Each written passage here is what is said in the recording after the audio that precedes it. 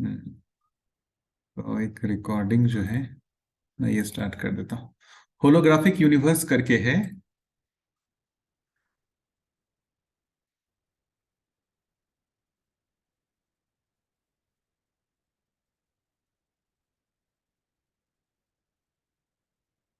एक इम्पॉर्टेंट बात पे जो मैं आना चाह रहा था।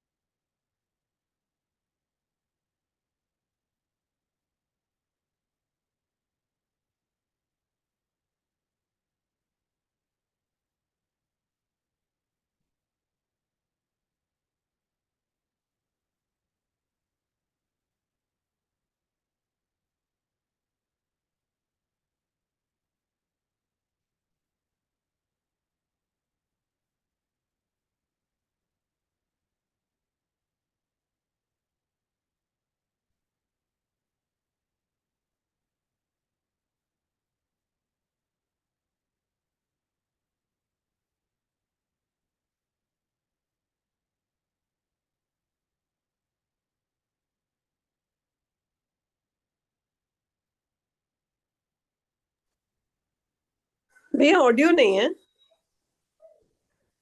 ऑडियो नहीं आ रही है क्या? नहीं नहीं, आवाज कोई नहीं आ रही। ऐसा क्या? बाकी लोगों को भी नहीं आ रही है क्या आवाज? हाँ, ऑडियो नहीं आ रही है भैया। जीरो, ऑडियो जीरो है। हाँ भैया, वो जब शेयर करते हैं ना तो उसके पहले बाहर ही जूम पे साउंड शेयर करना होता है। हाँ अच्छा, शेयर स्क्रीन पे। हाँ, उधर आएगा साउंड वाला एक बटन और आता है लेफ्ट। अच्छा, शेयर स्क्रीन में साउंड वाला, अच्छा शेयर साउंड, हाँ हाँ। ओके ओके, अब आएगा। ठीक है। roughly 20 miles away. अब अभी आ रहा है? हाँ जी, अब आ रहा है भैया। And everything in between is empty. In fact, the universe is mostly empty. Within all the atoms and molecules, all the space within the particles take up an insignificant amount of the volume of it. Dr. William Tiller said, within all the atoms and molecules, all the space within them, the particles take up an insignificant amount of the volume of an atom. But it's the particles that supposedly make up matter. So scientists focus on them in their experiments. And as the research continued, scientists discovered that the very small particles they were finding did not behave as they were supposed to. Basically, Newtonian physics only worked well on large objects, objects we can see with our naked eyes, but not on a subatomic level. This was the beginning of quantum physics. And the most famous experiment that got everyone opening their minds to new possibilities about the universe and how it works is called the double slit experiment.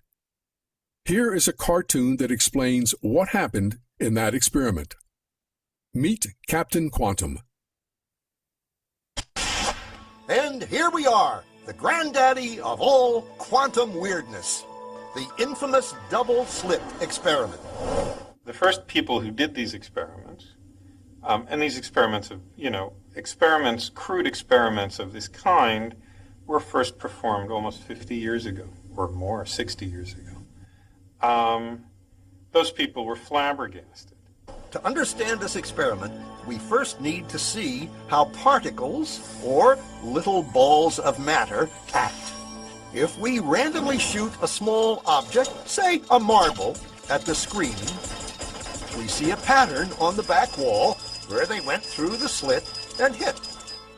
Now, if we add a second slit, we would expect to see a second band duplicated to the right. Now, let's look at waves. The waves hit the slit and radiate out, striking the back wall with the most intensity directly in line with the slit. The line of brightness on the back screen shows that intensity. This is similar to the line the marbles make. But when we add the second slit, something different happens. If the top of one wave meets the bottom of another wave, they cancel each other out. So now there is an interference pattern on the back wall. Places where the two tops meet are the highest intensity, the bright lines, and where they cancel, there is nothing. So, when we throw things, that is, matter, through two slits, we get this, two bands of hits. And with waves, we get an interference pattern of many bands. Good so far. Now, let's go quantum. An electron is a tiny, tiny bit of matter, like a tiny marble. Let's fire a stream through one slit. It behaves just like the marble, a single band. So, if we shoot these tiny bits through two slits, we should get, like the marbles, two bands. What? An interference pattern. We fired electrons, tiny bits of matter through.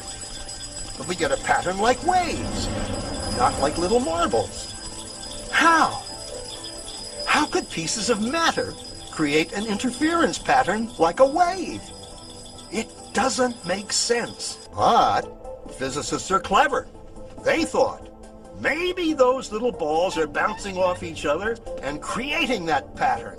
So, they decide to shoot electrons through one at a time. There is no way they could interfere with each other. But after an hour of this, the same interference pattern is seen to emerge. The conclusion is inescapable. The single electron leaves as a particle, becomes a wave of potentials, goes through both slits, and interferes with itself to hit the wall like waves. Let's make sure we understand this double-slit experiment so far. When we shoot matter, like a BB or a marble, at a barrier with two slits, we get two bright streaks on the screen behind in line with the slits, like this. And when we shoot waves, like waves of water, through a barrier with two slits, one wave becomes two waves on the other side of the barrier. And when the two waves hit, they interfere with each other. If the top of one wave aligns with the top of another wave, it's called constructive interference, and the result is a new and bigger wave. But if the top of one wave aligns with the bottom of another wave, it's called destructive interference, and the result is that they cancel each other out and there's no wave at all. And when constructive and destructive interference happen together, you get an interference pattern on the back screen that looks like this.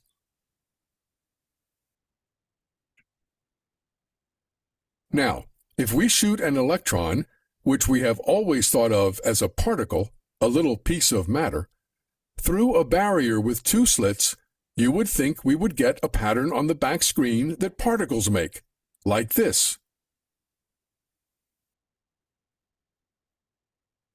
But we don't. Instead, we get an interference pattern that waves make, like this.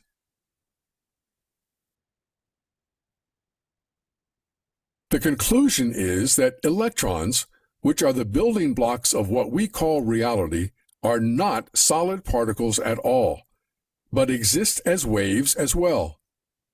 In this wave form, they are called quanta, which is why the study of how they behave is called quantum physics. Okay अभी तक जो बात हो रही है ना, मैं उसको थोड़ा सा एक्सप्लेन कर देता हूं कि जस्ट 1 मिनट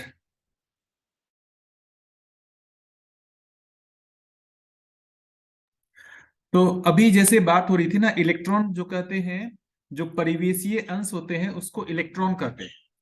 अब इन्होंने क्या किया ना कि एक यंग्स डबल स्लिट एक्सपेरिमेंट होता है जिसमें 2 स्लिट के थ्रू वेव को पास करते हैं। 2 स्लिट रहता है, जैसे ये हुआ 2 स्लिट। 1 मिनट, जस्ट 2 स्लिट का जो डायग्राम है वो मैं दिखाता हूँ। 2 स्लिट कैसा दिखता है अभी। अच्छा, जस्ट 1 मिनट। ये जैसे 2 स्लिट है। An electron is a tiny, it doesn't just particles or little balls of matter act. And- Particles or little balls of but when we add the second slit, something different happens. If the ये जैसे ये 2 slit लगा देते हैं और इससे जब हम लाइट पास करते हैं तो वो जो स्क्रीन है, स्क्रीन पे ऐसा दिखना क्या चाहिए था? ये दिखना चाहिए था कि जैसा 2 स्लिट के साइज का ही दिखना चाहिए था, लेकिन दिखता कैसा है? पूरे स्क्रीन पे दिखता है, वेव के जैसा पैटर्न दिखता है। अब एक साइंटिस्ट लोगों ने क्या किया, उन्होंने इलेक्ट्रॉन के साथ इसी एक्सपेरिमेंट को रिपीट किया और वहां पर भी वेव के जैसा ही पैटर्न रिपीट हो रहा है। तो अब साइंटिस्ट लोग को कंफ्यूजन हो गया कि ये जो इलेक्ट्रॉन जिसको हम सॉलिड पार्टिकल मान रहे थे, वो पार्टिकल है या वेव है? क्या अभी तक जो हम लोग जो इस एक्सपेरिमेंट है उसको समझ पाए क्या? पहले इसको समझ लेते हैं, उसके बाद फिर अब अपन आएंगे क्वांटम फिजिक्स क्या बोल रहा है, क्या है ये। अभी किन्हीं को एक्सप्लेन हो रहा है? मतलब कोई समझा पाएंगे कि क्या ये कहना चाह रहा था? कोई भी आप में से किन्हीं को भी समझ पकड़ में तो आ गया है। जी, एक बार एक्सप्लेन कर देंगे कि बाकी सभी लोगों को फिर से समझ में आ जाए। तो पहले एक स्लिट से सॉलिड पार्टिकल्स मार्बल्स उसमें से डाले थे, भेजे थे, तो वो पीछे वाली स्क्रीन पे एक लाइन में अरेंज हो गए। फिर जब 2 स्लिट से मार्बल्स थ्रो किए थे तो वो उसी के मतलब 2 लाइन बना करके पीछे वाली स्क्रीन पे अरेंज हो गए थे। तो ये तो सॉलिड पार्टिकल का अरेंजमेंट हुआ।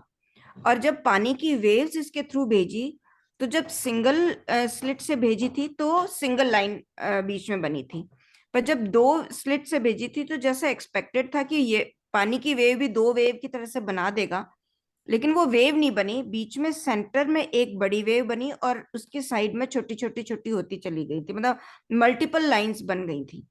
और उसकी वजह ये थी कि दोनों स्लिट से जब वेव्स निकली तो कुछ आपस में उनका एम्पलीट्यूड बढ़ा, जहां वो आपस में मिल रही थी। तो जब 2 सेम गति की जब वेव्स मिली तो वहां एम्पलीट्यूड बढ़ गया, और जब एक हायर में और एक लोअर में मिल रही थी तो वहां पे उनका वेव फॉर्म कैंसिल हो गया।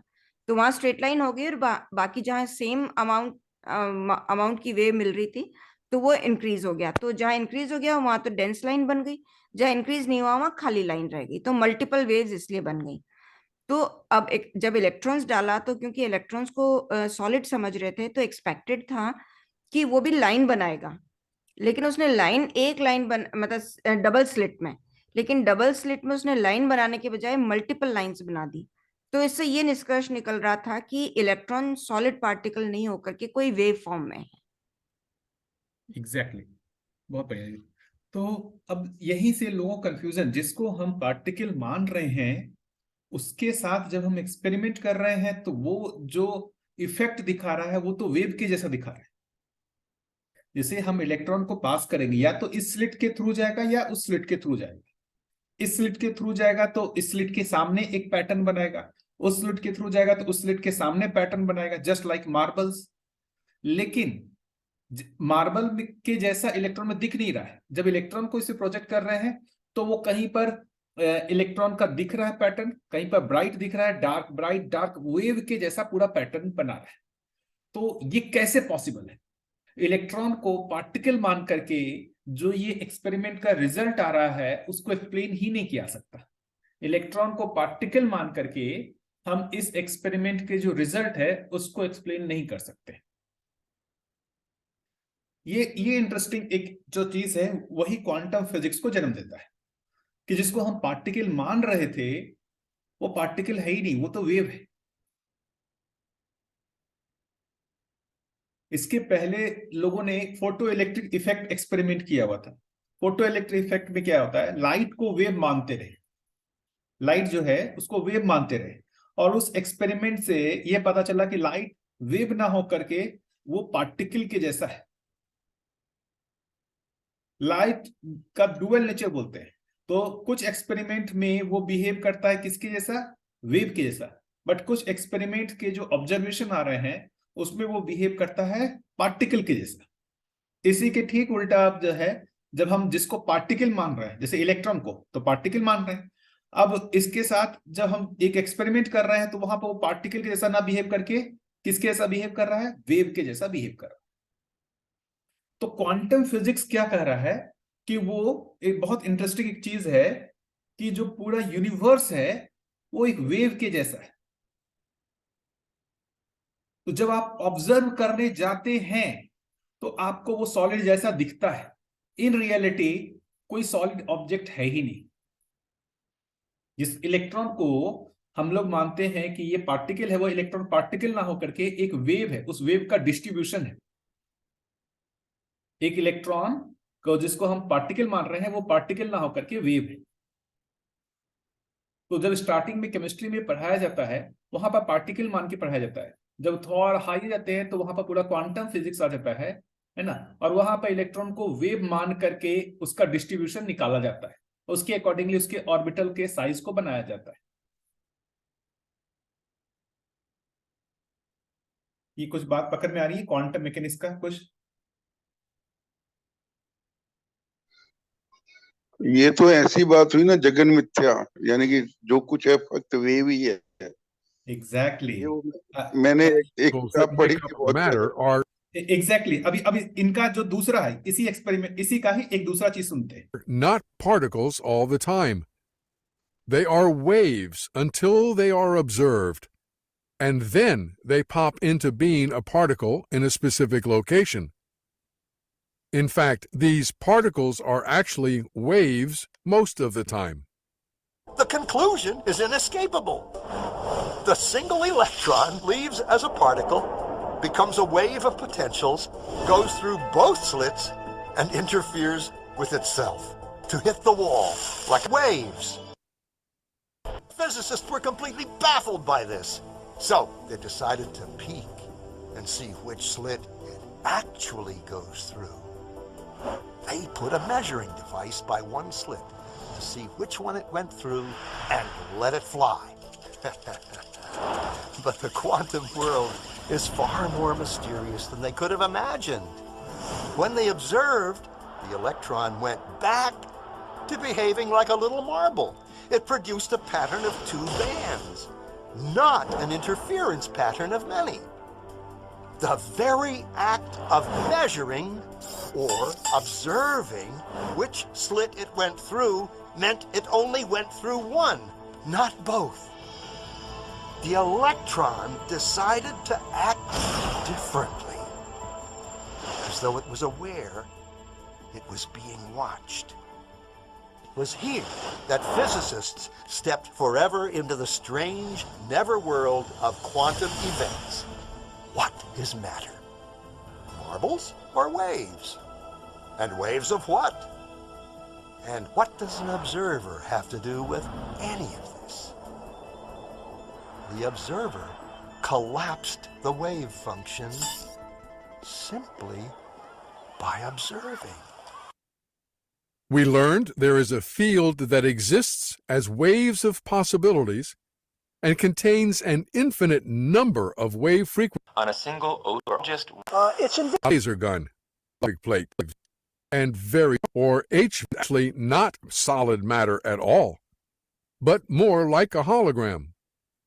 But surprising new clues are emerging that everything, you and I and even space itself, may actually be a kind of hologram. That is, perhaps, space. The reality we see looks very real to us, even though it isn't real at all. things are located where we are, albeit a very persistent one.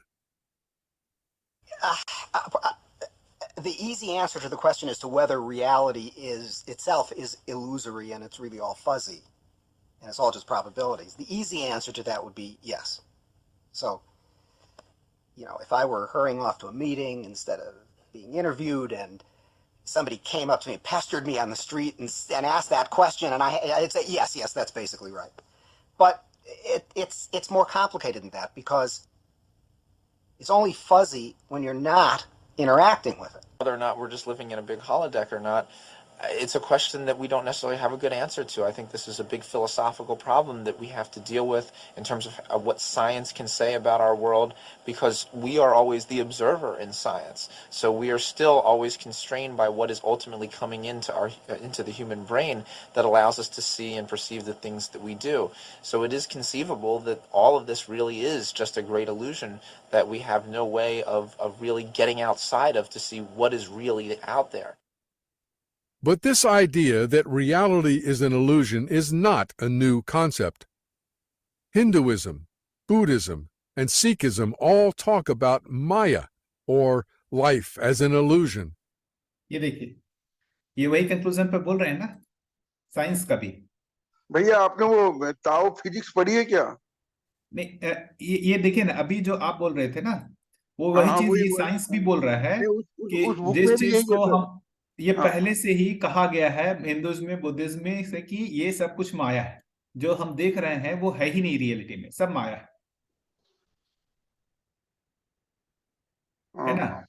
तो अब हम लोग Nippon Rinpoche says that the real sky is knowing that samsara, the physical world, is merely an illusory display. तो अब एक important discussion पे हम लोग आ जाते हैं कि एक्चुअली में देखेंगे तो बहुत इंटरेस्टिंग ये चीज है। ये जो क्वांटम फिजिक्स है बेसिकली, वो ऐसी जगह पे जा रहा है जहां पर आप जिस चीज को सॉलिड मान रहे हैं वो सॉलिड नहीं है, वो हर चीज को वेव के जैसा देख रहा है। आप हम सब कुछ एक वेव है, वेव का एक पैटर्न है, जैसे कि इलेक्ट्रॉन एक वेव का पैटर्न है। इसी चीज को तो पहले भी अपन जो द्वैत अद्वैत की बात करते रहे कि जब क्या मतलब मैं और ब्रह्म एक हैं या दोनों अलग अलग हैं, मतलब झंझट तो यही है ना। सब कुछ यदि जैसे अभी जिन लोगों ने भी कहा कि अहम ब्रह्मास्मि, मैं ब्रह्म हूं, मतलब वो क्या चीज समझ रहे हैं कि कुछ रियलिटी है ही नहीं, एक ही चीज है जो रियलिटी, जिसको ब्रह्म कह रहे हैं। मतलब ब्रह्म का मतलब कोई भी एक चीज है जिसको वो मान रहे हो कि भाई एक सब जगह फैला हुआ जैसा कोई एक चीज है ना। बट जो भी रियल चीज दिख रहा है, मतलब एक तो वो, मतलब जब तक उनको ब्रह्म का अनुभव नहीं हुआ उससे पहले तो चीजें उनको परसीव हो ही रही थी, दिख ही रही थी, ये संसार दिख ही रहा था। एक समय में जाकर के उनको वो संसार दिखना बंद हो गया, उनको लगा कि नहीं, ये ब्रह्म ही एकमात्र सत्य है। ये जो बोल रहे हैं कि सब कुछ वेब के जैसा है, आपको वो दिखता है, आपको वो दिखता है वैसा। हाँ, मतलब एक आध खाई थी फिर दूसरी, मतलब ठीक है, वो रियलिटी में है ही नहीं।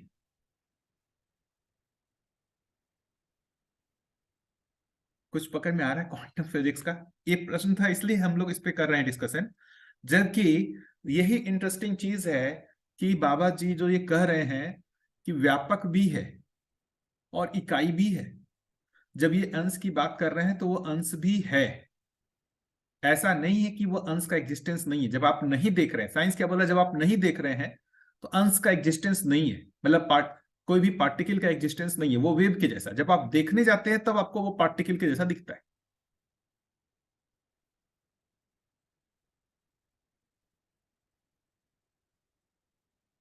भैया ये इन्होंने अभी क्या एक्सप्लेन किया था, मैं वो थोड़ा सा मिस कर गई, कि इलेक्ट्रॉन कब पार्टिकल के जैसे होता है, कब वेव के जैसा होता है। ये बोल रहे हैं कि जब आप उस पर ऑब्जर्व नहीं कर रहे हैं, जब आप ऑब्जर्व नहीं कर रहे हैं इलेक्ट्रॉन को, तो वो वेव के जैसा है। जैसे ही आप उसको ऑब्जर्व करने लगे वो पार्टिकल के जैसा दिखने लगा। अच्छा, तो हमारी ऑब्जर्वेशन से फर्क पड़ रहा है। हाँ बिल्कुल, यही तो चीज ये कह रहे हैं कि सब कुछ वेव है। आप उसको देखने जाते हैं तो आपको पार्टिकल के जैसा दिखता है, जबकि वो पार्टिकल है नहीं। तो ये जो पार्टिकल का जो सेंस है वो आपके ब्रेन में। अच्छा अच्छा, ओके। हाँ ब्रेन उसको ऐसे कैप्चर करता है। हाँ, ब्रेन उसको ऐसे कैप्चर करता है। आगे इसके बारे में और भी है, ये जो हम्म। न्यूरॉन्स और इसके बारे में काफी इसमें डिटेल में बताया गया है। ये अच्छा एक है, होलोग्राफिक यूनिवर्स करके है ये। Seems that what our experiments reveal before you We have it took wave brain को लेकर function के जो है into काफी इन्होंने कहा है। computer example are तो ये एक the ये back भी of the है, ब्रेन downloaded को from लेकर। the field थोड़ा इसको by सुनिए। collapsing the wave function. It projects the results out there and makes it appear that we are surrounded by a holographic 3D total immersion movie. Once again, as Pribram said, our brains mathematically construct hard reality by relying on input from a frequency domain. Then, and only then, our senses read what has been projected out there and bring that information back to the brain. Here's a video from YouTube produced by a Turkish non-scientist, Adnan Aktar, that has a very good message, but was a very poor English translation. So I rewrote and re-recorded the translation, and that's why it will be my voice that you hear.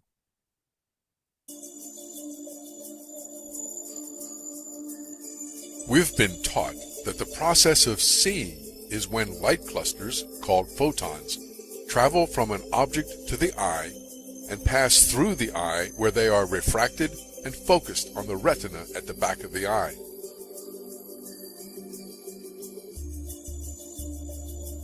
Here, these light rays are turned into electrical signals and then transmitted by neurons to the center of vision at the back of the brain.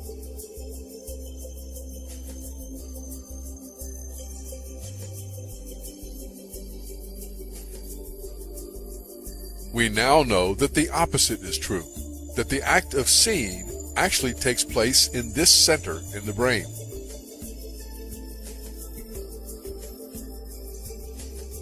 All the images we view in our lives and all the events we experience are actually experienced in this tiny and dark place.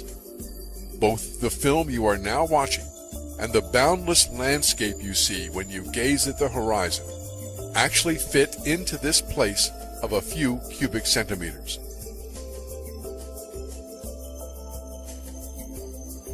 These physical facts make us come to an indisputable conclusion.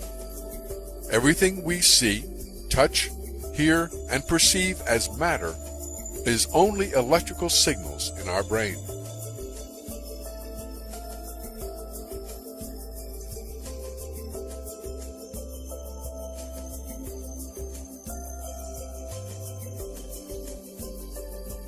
For instance, we see a bird in the external world.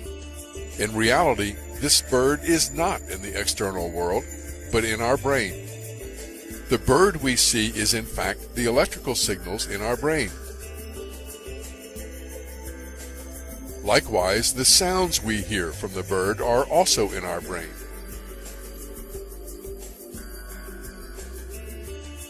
Put simply, the shape and sound of the bird are nothing but the brain's interpretation of electrical signals.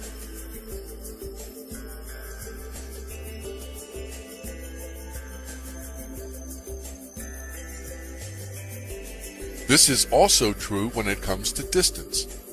Someone who watches the stars in the sky assumes they are millions of light years away from him. Yet the stars are actually inside him. इसको भी रोकते हैं, फिर अभी अपन इसको और discussion को बढ़ाते हैं। अब इसको थोड़ा समझने के लिए मैं एक और चीज बताने की कोशिश करता हूं। जैसे हम लोग ड्रीम में देखते हैं ना, जब तक हम लोग ड्रीम में रहते हैं, है ना, सोते समय ड्रीम में रहते हैं, उस समय हम रियलिटी को देखते हैं कि नहीं देखते हैं? हमारे को कुछ दिखता है संसार में। जैसे अभी आंख खोल के संसार दिख रहा होता है, क्या स्वप्न में भी बिल्कुल संसार वैसा ही दिखता है या नहीं दिखता है? हाँ बिल्कुल दिखता है, मतलब एकदम महसूस होता है, महसूस होता है बिल्कुल कि जैसे रियल चल रहा हो। रियल चल रहा है, उसमें भी दिखते हैं ना, सॉलिड चीजें दिखती है ना, अलग अलग आदमी दिखते हैं, पूरा रियल वर्ल्ड जैसा, सॉलिड वर्ल्ड जैसा दिखता है, जैसा अभी दिखता है जब तक हम ड्रीम हाँ में रहते हैं। वर्ल्ड भी दिखता है और भाव भी आते हैं। हाँ, तो अब ये बताइए कि अभी ऐसा लग सकता हो कि जो बाहर संसार से हमको देख करके रियल लग रहा है ना, अभी अभी जब हम आंख खोल के देख रहे हैं तो अपने को बाहर जो दिख रहा है उस पर हम बिलीव क्यों कर रहे हैं, मतलब वो हम उसको सही मान रहे हैं ना, लेकिन जब हम ड्रीम में हैं तब भी तो ऐसा संसार दिख रहा है, वो कैसे दिख रहा है, वो कैसे दिख रहा है, वो संसार जो दिख रहा है वो कैसे दिख रहा है, जबकि वो तो अब अभी आप आंख खोलने के रेफरेंस में कहेंगे कि वो सही नहीं था, वो ड्रीम था, जब आंख खोलते हैं तब आप बोलते हैं कि वो इल्यूजन था, है या नहीं, लेकिन जब तक आंख बंद करके ड्रीम में थे तब तक तो बोलते हैं कि वो सही था, तब तक तो महसूस होता है ना सही था। हाँ खोलने के बाद में फिर रियलाइज होता है कि अच्छा ये तो ड्रीम था। हाँ, इसी को ही एक्सटेंड कर सकते हैं कि आंख खोलने के बाद भी एक दूसरे लेवल का ड्रीम है, जो इससे जागने के बाद पता चलेगा कि ये भी एक तरीके का इल्यूजन था, ये भी तो पॉसिबिलिटी हो सकता है, आंख बंद करके ड्रीम में जैसा एक इल्यूजन था, अब आंख खोलने के बाद जो दिख रहा है वो भी एक तरीके का ड्रीम है, जो इस नींद से जागने पर पता चलेगा, आंख खोल करके जो नींद देख मतलब नींद में है। Exactly, कि अगर अगर अभी हम जो जी रहे हैं अगर वो ड्रीम है तो इससे बाहर निकलने के बाद में पीछे पता चलेगा रिट्रोस्पेक्ट में कि अच्छा ये ड्रीम था, बिल्कुल वो बिल्कुल एग्जैक्ट रियलिटी पता चलने के बाद में मालूम चलेगा। द सेम वे कि ड्रीमिंग से वेकिंग स्टेट में आते हैं तब ड्रीमिंग का पता चलता है। एग्जैक्टली तो अगर ये भी ड्रीमिंग है तो इसके बाद में जो वेकनिंग स्टेट आएगी तब इसका ड्रीम होने का पता चलेगा। यही तो, इसी को लेकर के ही तो कंफ्यूजन रहा कि जो लोग कि इनलाइटेंड हुए, सब कुछ हुए, अब उन्होंने क्या देखा कि ये भी ड्रीम है, ये है ही नहीं रियलिटी, ये सब ब्रह्म की माया है, ये सारा शोध जो है बाबा जी का इसी को लेकर था कि ये जो संसार दिख रहा है ये भी सत्य नहीं है, ये सब ब्रह्म की माया है, जैसा हम ड्रीम में संसार को देख रहे हैं उस तरीके से ब्रह्म का ये एक माया है, ब्रह्म का एक स्वप्न है ये। तो वो तो पहले से ही कहते आए थे कि ब्रह्म सत्य और जगत मिथ्या है, तो वो तो पहले से भी था। तो उसी को ही कह रहे हैं ना, कि वह उसी की बात कर रहा हूं कि ये संसार भी मिथ्या है, जागृत होने का मतलब है इस मिथ्या से भी बाहर निकल आना, जो जाग आंख खोल करके जिसको हम सत्य मान ले हैं वो भी सत्य नहीं है, सत्य एकमात्र क्या है, ब्रह्म ही एकमात्र सत्य, दूसरा कोई चीज है ही नहीं। हाँ, पर बाबा जी तो कह रहे हैं जगत शाश्वत है। एग्जैक्टली मैं वही कह रहा हूं ना कि मैं ये कहना चाह मिथ्या रहा हूं नहीं है कि परंतु लोग शाश्वत है। परंपरा का कंफ्यूजन और साइंस का कंफ्यूजन दोनों एक ही जगह पे पहुंच रहे हैं, साइंस भी फाइनली देखेंगे एक्सपेरिमेंट करके उसी कंफ्यूजन पे आ रहा है जो परंपरा पहले से कहता आ रहा है, और वो ये साइंस बातें मुझे मैंने किताब बताई ना, ताओ फिजिक्स, उसमें बहुत अच्छी तरह से दी गई हैं सारे एक्सपेरिमेंट्स वगैरह के साथ। उसमें 3-4 चैप्टर क्वांटम फिजिक्स पर है और बाकी 3-4 बुद्धिज्म, ये इन सब पर है, यानी कि जैन वगैरह और अपना ये हिंदू इसका उपनिषद वगैरह। और फिर बाद में बताया है कि यानी कि जिस तरह से इसमें इस वीडियो में बताया ना कि ये भी है, साइंस भी यही कहता है और ये भी यही कहता है। रविकांत भैया मैं कुछ बोलूं इसमें 1 मिनट? जी जी जी बिल्कुल। हाँ, आपने एक्चुअली इंडियन फिलॉसफी में बुद्धिज्म में क्षणिकवाद है, एक वाद है क्षणिकवाद, उसमें भी यही बात है कि ये जो सारा संसार है वेव्स में चलता है, जिस तरह से अभी हमने वीडियो सुना था उसी तरह से यहाँ पर बिल्कुल वेव्स, कांस्टेंट वेव्स चल रही है और वो आ रही है जा रही है, कुछ भी यहाँ पे ठोस नहीं है।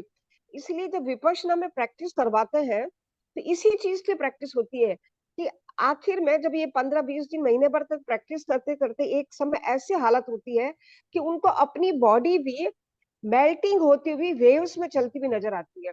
और इसी तरह से अपने बाद में वेदांत में शंकराचार्य ने जो माया और जो माया इस जो ब्रह्म की जगत है, माया की ईश्वर की शक्ति है, ब्रह्म की शक्ति है माया, उसी का प्रेजेंटेशन है। लेकिन एक्चुअली बुद्धिज्म में बहुत अच्छी तरह से एक्सप्लेन किया है कि this world is on going waves process, और इसको बोलते हैं क्षणिकवाद।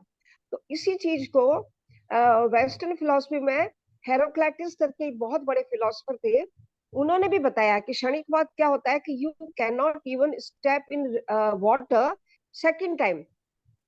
क्यों? कि जब नदी में अपन पाँव रखते हैं और बाहर निकालते हैं, दोबारा रखते हैं, तब तक वो पानी चेंज हो चुका होता है। तो ये सारा एक तरह से वेव्स में ही दुनिया चल रही है।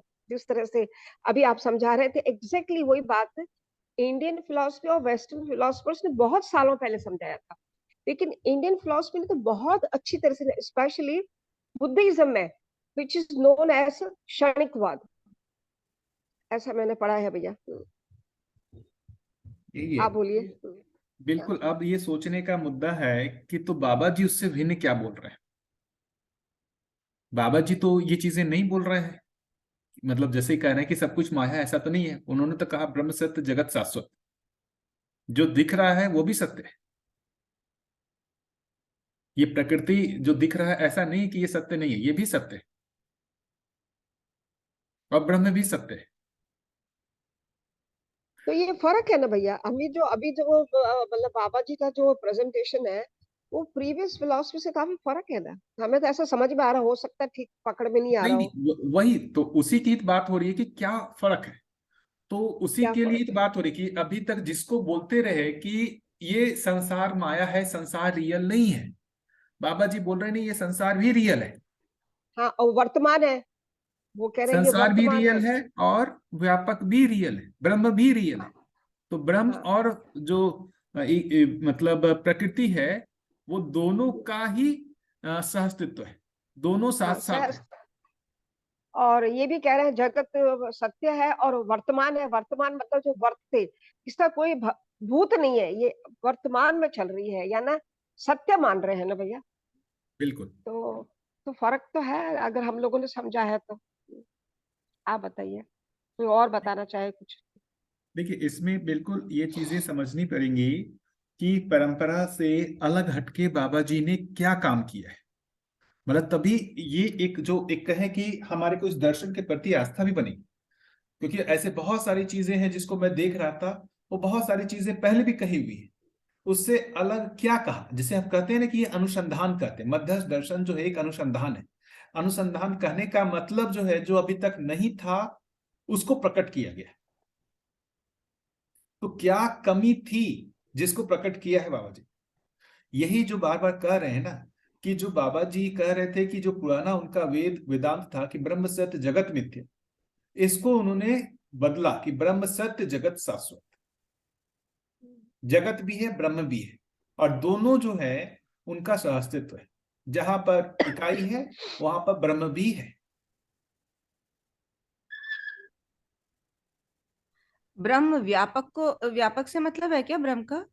ब्रह्म हाँ, को ही व्यापक भी कह रहे हैं। ब्रह्म कहें, व्यापक अच्छा, कहें, ईश्वर कहें, हाँ भगवान कहें, व्यापक। जो भी कहें, साम्य ऊर्जा कहें, हाँ, सब उसका ही नाम।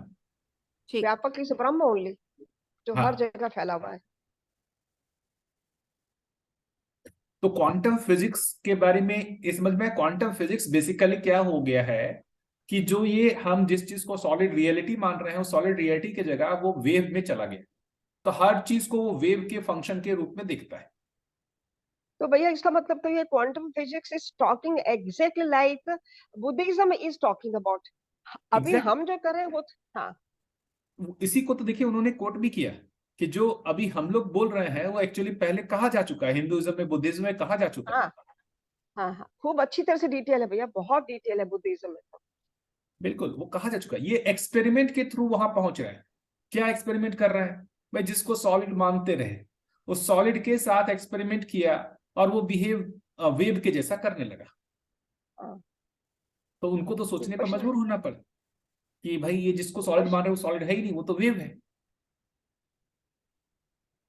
ठीक है। इस पे और कुछ चर्चा करनी है क्वांटम फिजिक्स पे, या इसको रोके आप दूसरे मुद्दे पे आ सकते हैं, बाकी लोग यदि जैसा बताएं। आगे बढ़ सकते भैया, लेकिन समझ में तो यही आया है कि quantum physics is talking exactly what Buddhism was talking about. और यहाँ हम कह रहे हैं कि ये शाश्वत है, ठीक है, अलग अलग ओपिनियन है, उसमें कोई कंट्रोवर्सी की बात नहीं है। अपन आगे बढ़ सकते, बाकी सब से पूछ लीजिए। हाँ बिल्कुल, वही बाकी लोग का क्या है। वो क्वेश्चन आया था, इसलिए मैंने उसको उठाया, ये क्वांटम फिजिक्स को लेकर के कि क्या दर्शन में और उसमें है डिफरेंस। तो उसको देखेंगे तो दूसरे तरीके से जो है, मतलब दूसरी भाषा में क्या है, तो क्रिया शून्यता और क्रियाशील दो चीज है। जैसे दर्शन के हिसाब से दो वास्तविकता है, एक क्रिया शून्य जिसको व्यापक कह रहे हैं, ब्रह्म कह रहे हैं, और दूसरा क्रियाशील जिसको विकाई कह रहे हैं या प्रकृति कह रहे हैं। तो ये दोनों का सहअस्तित्व है, दोनों ही रियलिटी है। क्रिया शून्य भी एक रियलिटी है, क्रियाशीलता भी एक रियलिटी है, और दोनों एक दूसरे में नहीं बदलते, यही अविनाशिता है। ना तो क्रियाशीलता जो है क्रिया शून्यता से जन्म ले रहा है ना, और ना ही क्रियाशीलता क्रिया शून्य में बदल रहा है। तो जो भी लय परलय की बात होती रही ना, कि मतलब वो क्रिया शून्य से क्रियाशील आया है और फिर वो वापस क्रिया शून्य हो जाएगा, ये सब जो पुराने जिसको भी कहे वो मतलब वो एक तरीके से बौद्ध दर्शन उस चीज को वो कर रहा है कि नहीं, क्रिया शून्य और क्रियाशीलता दोनों का सहअस्तित्व। अब साइंस जो अभी कह रहा है क्वांटम फिजिक्स में, अब उसको वो सब कुछ को एक क्रिया के रूप में देख रहा है। मतलब एक अच्छी बात है कि साइंस भी हर चीज को वेव जब कह रहे हैं तो वेव का मतलब एक क्रिया ही तो है। तो साइंस सब चीज को क्रिया के रूप में देख रहा है, उसको अब सॉलिड के रूप में ना देख करके क्रिया के रूप में देख रहा है। लेकिन अभी वो क्रिया के रूप में देख रहा है, ये क्वांटम फिजिक्स क्रिया शून्यता का अनुमान नहीं कर पाया है कि क्रिया शून्य जैसी भी कोई चीज है। क्रिया शून्यता के बारे में, मतलब क्रिया के बारे में उसको पता चल रहा है, मतलब क्रिया को ही महत्वपूर्ण अब मान रहा है। क्वांटम फिजिक्स क्रिया को महत्वपूर्ण मान रहा है, ना कि सॉलिड रियलिटी को, क्रिया को महत्वपूर्ण मानता है। लेकिन उसमें अभी भी एक मिसिंग है, क्रिया शून्यता का वहां कोई कंसेप्ट नहीं है कि समस्त क्रियाओं का प्रेरणा स्रोत ये क्रिया शून्य ही है। ये चीज मिसिंग है, समस्त क्रियाओं का प्रेरणा स्रोत ये क्रिया शून्य ही है, वो चीज वहां पर मिसिंग है।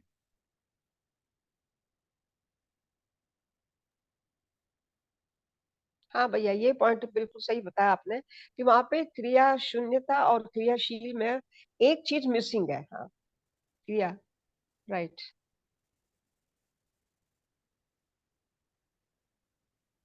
ठीक है, ये डिफरेंस हमको समझ में आया हाँ अभी। बिल्कुल। क्वांटम फिजिक्स के जो भी फिजिसिस्ट है उनके दिमाग में ये व्यापक जैसी कोई एक सत्य चीज है, ये उनके अभी तो उसमें नहीं है। अब उसको चाहे जो भी डार्क एनर्जी या कुछ उस तरीके का नाम देते हो, लेकिन उसका अभी अनुमान नहीं है उनको। क्रिया शून्यता का कंसेप्ट बिल्कुल नहीं है उनके पास। बिल्कुल वहां नहीं है। ठीक है भैया। और कोई कुछ इसमें ऐड करना चाहे, कुछ अपनी बात रखना चाहे? भैया डिस्कशन करेंगे तो अच्छा रहेगा, वन साइडेड हो जाएगा तो मजा नहीं आता है। आप भी अपनी बात रखेंगे, आप भी क्या सोच रहे हैं, तो हमारे को अच्छा लगेगा। मतलब हम कुछ सब मिल करके एक अच्छे कंक्लूजन में पहुंच पाएंगे। सही है भैया। नहीं, अभी ये हमको डिफरेंस समझ में आया, और वो क्वांटम फिजिक्स और जो हमारे बुद्धिज्म का कंपैरिजन भी समझ में आया, और जो जो पॉइंट आपने ये रखा है क्रिया शून्यता की बात, वो नहीं समझ, साइंस नहीं समझ पा रहा है। तो जैसे ऐसा समझ सकते हैं कि जैसे ड्रीम स्टेट का ड्रीम होना हमको तब पता चलता है जब हम वेकिंग स्टेट में होते हैं। तो और जैसे कि पहले ये बोला गया था कि अभी भी जो हमारी स्टेट है it is like a dream, इसका तभी पता चलेगा जब हम अवेकनिंग स्टेट में आ जाएंगे, पहले ऐसे बोलते थे। तो अब दर्शन के हिसाब से क्या है, ड्रीम एंड वेकिंग स्टेट तो अभी हमको क्योंकि एक्सपीरियंस में है तो हमको पता चल जाता है। तो अभी जो हम लाइफ जो जी रहे हैं ये भी ये ड्रीम है या ये रियलिटी है? देखिए, और या इस रियलिटी का फिर कोई और अवेकनिंग हो जाएगी तो फिर ये इसका कुछ और समझ आ जाएगा, समथिंग लाइक दैट। मतलब जैसे पहले कहा गया था कि भाई ये भी अभी ड्रीम ही है, और अवेकन स्थिति में जाएंगे तो तब इसके ड्रीम का होने का पता चलेगा। अभी अभी अभी तो अब दर्शन से दर्शन के इतना हिसाब तो से जो अभी हम जी रहे हैं वो क्या है फिर? अच्छा। अच्छा, एक बात ये बताइए कि अभी जैसे हम जिन चीजों को देख रहे हैं, अभी आंखों से सामने कुछ दिख रहा है, वो कौन देख रहा है? हाँ, देखता तो जीवन है। जीवन दिख रहा है। जिसमें दिखाया है वो तो यानी कि ब्रेन नहीं दिखा रहे हैं, ब्रेन में कहाँ होता है क्या, और इसीलिए ऑब्जर्वर और ऑब्जर्व में वो रहा। और आजकल तो ये भी है यानी कि साइंटिस्ट को भी यानी कि प्रयोग करने देने की यानी कि एक अनुमति देनी चाहिए, कुछ कुछ लोगों को ही देनी चाहिए, हर किसी को नहीं। जो प्रयोग करते हैं उनका भी प्रयोग के ऊपर आधार पड़ता है इस तरह की भी बातें अब साइंस में आ रही हैं। जो जीवन देख रहा है, ठीक है, वो देख तो आंख बंद माध्यम कर ले तो तो क्या ब्रेन उसको है दिखेगा? जी। आंख बंद कर ले तो क्या जीवन को दिखेगा? हाँ नहीं, वो माध्यम ब्रेन है और ऑब्वियस आंख भी है, मतलब इसके थ्रू फिर जीवन देखता है। तो क्या मतलब ऐसी पॉसिबिलिटी है कि आंख बंद करके भी डायरेक्ट जीवन देख सकता है क्या? जैसा अभी उसको आंख खोल के दिखता है, बिना आंखों के भी उसको दिख सकता है क्या जो संसार है? हमारी इमेजिनेशन में तो नहीं आता। नहीं वही लगता तो पॉसिबिलिटी नहीं। तो है, लगता है भैया। ये तो एक है कि नमस्ते अभी। भैया जी। नमस्ते नमस्ते। हाँ, जो अभी बात हो रही है, आंखों हाँ, की एक मर्यादा है, उसमें शेप और कलर नहीं दिखता है आंख से अगर हम नहीं देखते हैं तो। लेकिन इमेजिनेशन में हम उसको चित्रण में ले सकते हैं, और छूने के बाद उसकी और चित्रण भी स्पष्ट हो जाता है। बिल्कुल। देखिए, उमा दीदी हमारे लिए जीवन सबसे देखता ज्यादा है। है, वो एकदम बता सकती है उनका अपना पर्सनल अनुभव। उमा दीदी, कि उनको दिखता है कि नहीं दिखता है। दीदी, जैसे हम लोगों को दिखता है वैसा आपको दिखता है क्या? यानी सिर्फ जो आप विजुअल में है शेप और कलर वो नहीं दिखता है, लेकिन मैं हर पल अपने आप को अब विद्या से जुड़ने के बाद ऐसे ही लगता है कि मैं देख रही हूँ, क्योंकि बातचीत, क्योंकि चित्रण में तो स्पष्टता बननी चाहिए ना, चित्रण में स्पष्टता बनती है तो उसको कनेक्ट करते हुए आगे बढ़ पाने में आसान होता है। और ये जो सपने की बात है, ये सपने भी होते हैं, आंख उसमें कोई माध्यम नहीं है कि आंख से कुछ ये जुड़ा है। लेकिन भैया यहाँ पर एक प्रश्न ये भी उठेगा कि जो चित्रण जो दीदी कह रही है हमारे दिमाग में बना हुआ है, इसलिए हम उसके अनुरूप देख सकते हैं। लेकिन इसमें एक प्रश्न बहुत वो है कि अगर कोई बचपन से अंधा हो, जन्म से अंधा हो, तो उसका तो चित्रण एग्जैक्टली, का फॉर्मेशन। मैं यही हाँ पूछने वाली थी दीदी कि हाँ जिसका बिल्कुल भी चित्रण नहीं बना हो।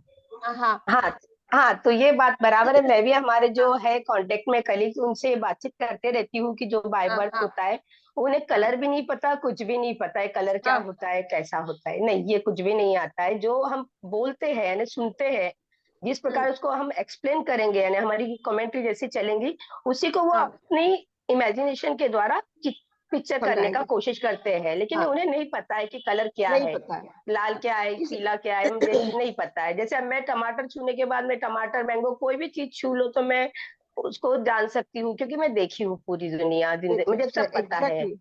हाँ, और हाँ मुझे हाथ में अगर क्वालिटी, मुझे खरदड़ा है, स्मूथ है, गंदा है, क्लीन है, और उसका वेट कितना है, एक बार छू के अगर मेरे हाथों से आ जाए तो मैं उसे, जितना देखने वाला भी कॉन्फिडेंटली नहीं बता सकता, मैं उतनी कॉन्फिडेंटली ये चीजें को बता सकती हूँ, क्योंकि घर का सब काम करती हूँ एकदम अच्छे से। Oh beautiful. दीदी इसको है ना, जैन फिलॉसफी के अंदर एक कंसेप्ट है स्यादवाद। स्यादवाद, उस स्यादवाद के अंदर यही है कि कुछ अंधे थे, उनके सामने एक हाथी रखा गया, हाथी, और बोला कि इसको छू कर बताओ हाथी कैसा होता है, because they all were blind. तो कोई छू के बोलता है ये खंबे की तरह है, कोई बोलता है ये। एक तो मिनट। कोई, हर आदमी फिर अपने तरह से प्रेजेंटेशन करता है, तो ये सियादवाद है, क्योंकि अंधा जिसको आंखों में सॉरी प्रॉब्लम है, वो नहीं देख पाता। तो यहाँ पर जीवन अगर है और हमारी आंखें काम नहीं कर रही हैं, तो जीवन कैसे देखेगा?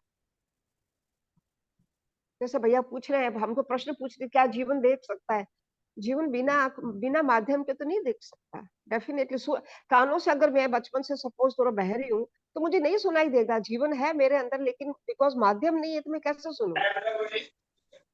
ये तो बाबा जी का बहुत उपकार है, जीवन देख सकता है, जीवन सुन सकता है, जीवन समझ सकता है, ये सच में दीदी बहुत अच्छे से।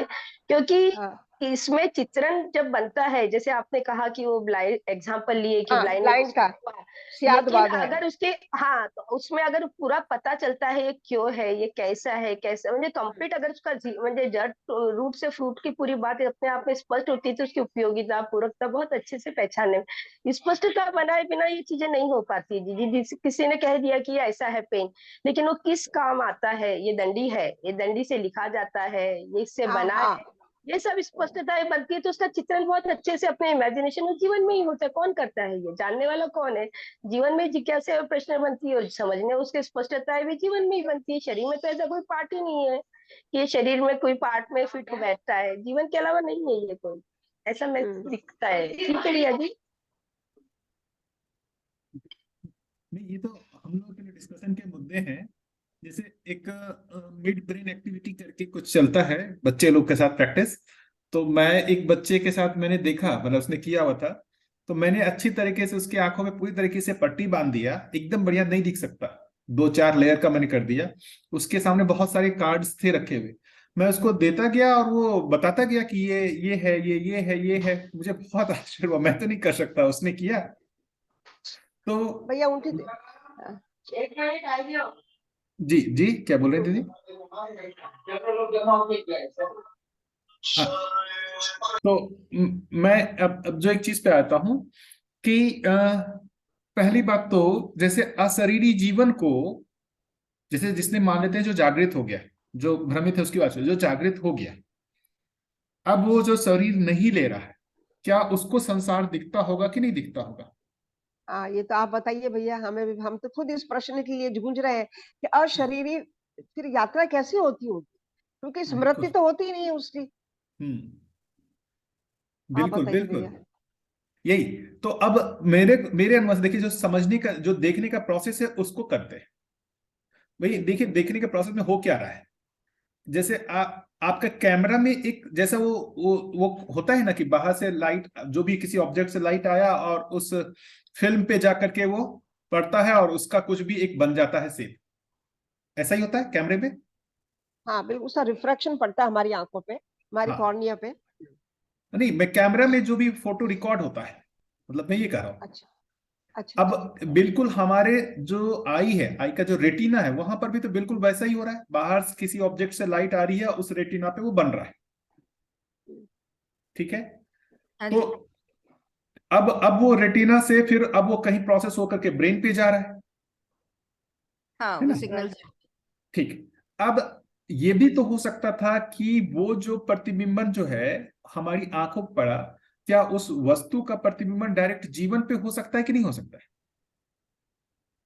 कुल मिला के प्रतिबिंबन को देखने की बात है। अब उस प्रतिबिंबन को हम किस विधि से देख रहे हैं? आंखों के माध्यम से देख रहे हैं या डायरेक्ट जीवन में जो प्रतिबिंबित हो रहा है उसको भी देख रहे हैं? कुल मिला के प्रतिबिंबन की ही ना बात है देखने की। हाँ, लेकिन प्रतिबिंबन के लिए भी तो माध्यम चाहिए, जैसे मैं ब्रेन मैं जैसा। वही कह रहा हूं, प्रतिबिंबन आंखों पे हुआ। अरे अभी तो ऐसे बहुत सारी चीजें होती है जहां पर आपको नहीं दिखता है तो आप कोई और एक चीज लगा के देख लेते हैं। जैसे मान लेते हैं, आप दूरबीन से देखते हैं ना, जो चीज आपको आंखों से नहीं दिख रही, आपके आंखों में तो प्रतिबिंबित नहीं हो रहा है, आप दूरबीन लगा लेते हैं तो अब प्रतिबिंबित होने लगता है। हाँ, तो उसमें कुछ एडिशनल हो गया।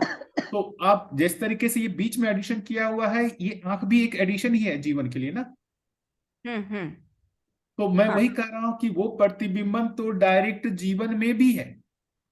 जैसे अभी नेकेड आई से, बिना दूरबीन के नेकेड आई से भी प्रतिबिंबन हो रहा है, लेकिन वो प्रतिबिंबन को आंख नहीं पहचान पा रहा। हम्म। अब आपने बीच में ये आंख दूरबीन की लगा दिया, पहचानने की सीमा से बाहर है वो, लाइक आंख की पहचानने की एक सीमा है, उतनी सीमा में ही आंख पहचान सकती है। वो ऐसा। प्रतिबिंबन इतना इतना सूक्ष्म हो गया, इतना छोटा हो गया कि अब ब्रेन उसको नहीं पहचान पा रहा है। ठीक है। दूरबीन उस प्रतिबिंबन को बड़ा कर दिया, ठीक है। इतना ही। यही मैं कह रहा हूं कि जीवन में भी वो प्रतिबिंबित हो रहा है, लेकिन इसको वो देख नहीं पा रहा है क्योंकि उसमें देखने की क्षमता नहीं है। क्यों नहीं देखने की क्षमता है? क्योंकि उसकी जागृति, जो क्रिया की जागृति है, वो हुई नहीं है। मन, वृत्ति, चित्त, बुद्धि, आत्मा जो कह रहे हैं, उसमें वो तो मन, वृत्ति और चित्त जो है चित्रण तक ही सीमित है, उसकी जागृति हुई ही नहीं। तो जो एक अभी बात हुई थी कि हम जिस संसार को मान रहे हैं रियल, उससे भिन्न क्या एक और हो सकती है पॉसिबिलिटी? यही एक जो संभावना है कि जिसको हम सिर्फ फिजिकल वर्ल्ड को रियलिटी मान रहे हैं, उसके साथ साथ एक चैतन्य वर्ल्ड जो कर रहे हैं, जो कॉन्शियस वर्ल्ड जिसको कर रहे हैं, जो चैतन्य इकाई है, वो भी एक रियलिटी है। देखने वाला चैतन्य इकाई है, ना कि ये शरीर है। अभी कहने को तो हम, जैसे जीवन विद्या हम लोगों ने मध्य दर्शन पढ़ रहे हैं, तो जीवन देखता है, जीवन देखता है, ऐसा हम बोल तो देते हैं भाषा के रूप में। क्या जीवन का सही में पता है? क्या हम ये बिल्कुल कह सकते हैं कि मेरा आंख नहीं देख रहा है, जीवन देख रहा है? क्या ऐसा अपने को हुआ है अधिकार? लेकिन आंख आंख के थ्रू जीवन देख रहा है, इतना तो चलो समझ में भी आता है, कल्पना भी कर सकते हैं वही इतना वही तो। तो अच्छा, अच्छा आंख के थ्रू जीवन दिख रहा है, जीवन क्यों नहीं दिख रहा? जीवन दिखेगा कि नहीं दिखेगा? जीवन दिख रहा है कि नहीं दिख रहा है? जैसे मैं, आप किसी को सामने देखते हैं तो उसका क्या दिखता है? शरीर दिखता है या जीवन दिखता है, या दोनों दिखता है? शरीर दिखता शरीर है। दिखता है, जीवन कहाँ जीवन तो दिखता है नहीं दिखता। भैया, वो तो पुंजकार अंदर है।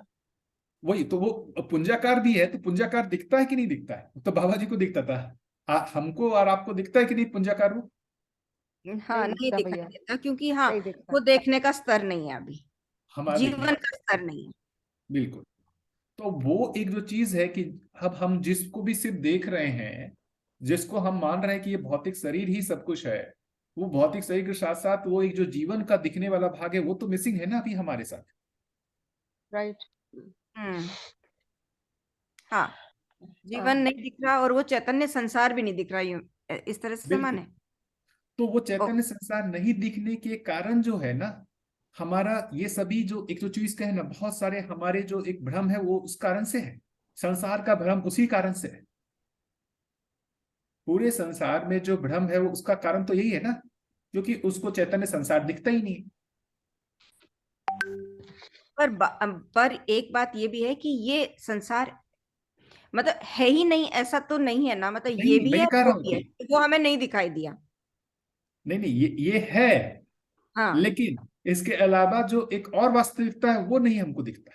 हाँ, नहीं दिखती है, एग्री टू लेकिन दैट। भैया वो हमारी लिमिटेशन है ना, उसमें हम क्या, हमारा फॉर्मेशन ही ऐसा है, वो हमारी एक लिमिटेशन है, वी कांट सी दैट, तो उसको नहीं, कैसे डेवलप लिमिटेशन, किया जाए? नहीं लिमिटेड, वही कह रहा हूं ना, लिमिटेशन किसका हुआ है? शरीर का हुआ है हमारा कि है, जीवन का लिमिटेशन है? जीवन का शरीर का ही है। लिमिटेशन है। नहीं, एक्चुअली वही कह रहा हूं ना, जीवन का लिमिटेशन हो गया। जीवन जो है वो सारे चार क्रिया में रह करके देख ही नहीं सकता। हाँ राइट। तो जीवन जो है ना, उसके क्रिया को, शेष क्रियाओं को जागृत करने की बात है, बुद्धि आत्मा को जागृत करने की बात राइट, ठीक है भैया, बहुत लॉजिकल पॉइंट नजर आ रहा है ये, कि हमें उससे ऊपर बढ़ना है, B1 में जाना है ऊपर। है।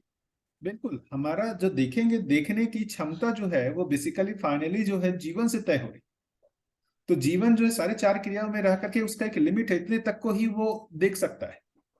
तो एक लेवल की जो ड्रीमिंग जो हम बात किए कि जो आंख बंद करके ड्रीमिंग कर रहे हैं, दूसरा एक आंख खोल करके जो है, आंख खोल करके जो सारे चार क्रियाओं के जीवन के साथ देख रहा है, उसको भौतिक संसार ही दिखेगा, चैतन्य संसार नहीं दिखेगा। हाँ, तो एक तो लेवल हमें की डेवलप ड्रीमिंग करना जो, ऊपर। हाँ, एक लेवल की ड्रीमिंग जो और टूटती है जब चैतन्य संसार में इतनी देखने की क्षमता हो जाएगी कि अब उसको चैतन्य संसार और भौतिक संसार दोनों दिखने लगेगा।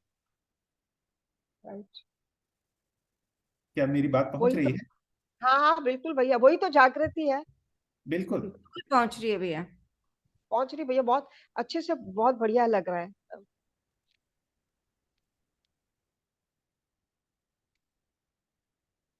देखिए, एक महत्वपूर्ण भाग है, हम कहते हैं तो मतलब अब जीवन जो सबसे महत्वपूर्ण भाग है, हमारे जितने भी एक चीज कहें कि भाई हम जितने भी तर्क कर रहे हैं उन सब चीजों से हमारे को जीवन ज्ञान की ओर संकेत चला जाए। ये सारे तर्क क्या है कि जीवन ज्ञान की ओर हमारा ध्यान चला जाए। जीवन जैसी कोई वस्तु है, जीवन जैसी कोई वस्तु है, और वो वस्तु हमारे को दिखने लगे, उसके में हमारा अधिकार आ जाए। अभी हमारे तर्क में आया है कि जीवन जैसी कोई एक वस्तु है, तो हम भाषा के रूप में तो ये बोल देते हैं कि देखने वाला जीवन है। लेकिन क्या हमको विश्वास बना है कि मैं जीवन हूं? मैं वास्तविक रूप में जीवन को देख पा रहा हूं या नहीं देख पा रहा, स्वयं को देख पा रहा हूं या नहीं देख पा रहा? तो जीवन का रूप भी दिखना, जीवन का क्रिया रूप में भी दिखना। जीवन की क्रिया के रूप में तो अभी हम लोग देखने ही लगे, जैसे मन होता है कोई क्रिया, वृत्ति एक क्रिया है, चित्त एक क्रिया है, इतनी क्रियाओं का तो अपने को पता चलने लगा। ठीक है, ठीक है भैया। इस पे और आप लोग में से कोई भी कुछ इसमें बोलना चाहे? महत्वपूर्ण बिंदु है, इस पर अपने लोगों को करना चाहिए। तो हम आपसे ये समझे भैया कि हमारा जो 4:30 तक की जो क्रियाएं हैं जो फिजिकल वर्ल्ड तक चित्रण से रिलेटेड है, हमें उससे ऊपर वाली क्रियाओं से अनुभव करना है कि जीवन है, हमें उसको अनुभव करना है अच्छी तरह से। यही बात है। अभी देखेंगे तो यही जो चीज कह रहे हैं कि जो ये चीजें कहाँ किस में दिखेंगी भाई, वो साक्षात्कार में दिखेंगी, बुद्धि से दिखेंगी, मतलब चित्त के से जो ज्यादा है बुद्धि से वो दिखेंगी। बुद्धि अनुभव जागृत से होगा तो आपको मतलब जैसा आपको अभी भौतिक संसार दिखता है उस तरीके से चैतन्य संसार भी दिखना शुरू होगा। अब उसके बाद तीसरी रियलिटी क्या बचती है? एक हो गया भौतिक संसार, मतलब एक तो जड़ संसार हो गया, चैतन्य संसार हो गया। तीसरी रियलिटी क्या है? तीसरी रियलिटी व्यापक है ब्रह्म, व्यापक, जो बुद्धि को भी नहीं दिखेगा, जो जिसको बुद्धि भी नहीं पहचान सकता है। बुद्धि चैतन्य संसार को इसको पहचान लेगा, लेकिन जो व्यापक है उसको नहीं पहचान पाएगा। तो व्यापक को कौन पहचानेगा? उसके लिए आत्मा, आत्मा को जागृत करना पड़ेगा। कुल मिला के देखेंगे तो वास्तविकता यही तीन है ना, व्यापक, जड़ संसार और चैतन्य संसार। और अभी हमारी जो स्थिति है उसमें हमारे जो देखने का मतलब जो भी हमको जो भी परसीव होता है, जो समझते हैं, वो सिर्फ भौतिक संसार ही दिखता है, ना तो चैतन्य संसार दिखता है ना ही व्यापक दिखता है।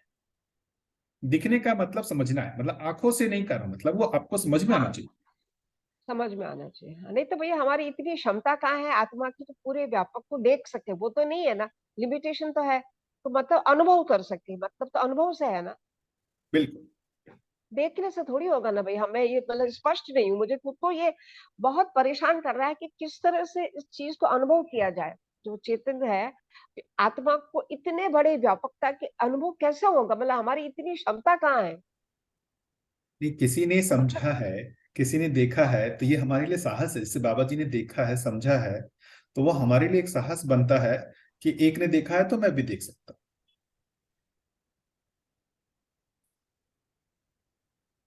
यहीं पर बात आ रही थी बाबा जी के साथ। मैं जब था तो वो हमेशा दो तरीके की चक्षु की बात करते थे। एक बोलते थे चर्म चक्षु, दूसरा ज्ञान चक्षु। ज्ञान चक्षु, चर्म ठीक। चर्म चक्षु जिसको बोल रहा है आंखों से जिसको देखना है। ज्ञान चक्षु का मतलब जो भाई बुद्धि आत्मा से दिखता है। बुद्धि आत्मा से, तो उससे सह अस्तित्व को, चेतना को अनुभव करना संभव है बाबा जी के हिसाब से। उन्होंने तो किया है ना भैया। बिल्कुल किया है, तभी तो लिखा है। अब हम सही मानते हैं, लेकिन मानने के बाद हमको भी तो ये करना ही पड़ेगा। आज नहीं तो किसी दिन हमको भी दिखने लगेगा। जिस दिन अनुभव हो जाएगा उस दिन हो जाएगा कि भाई हम जिस चीज के लिए प्रयास कर रहे थे वो मिल गया।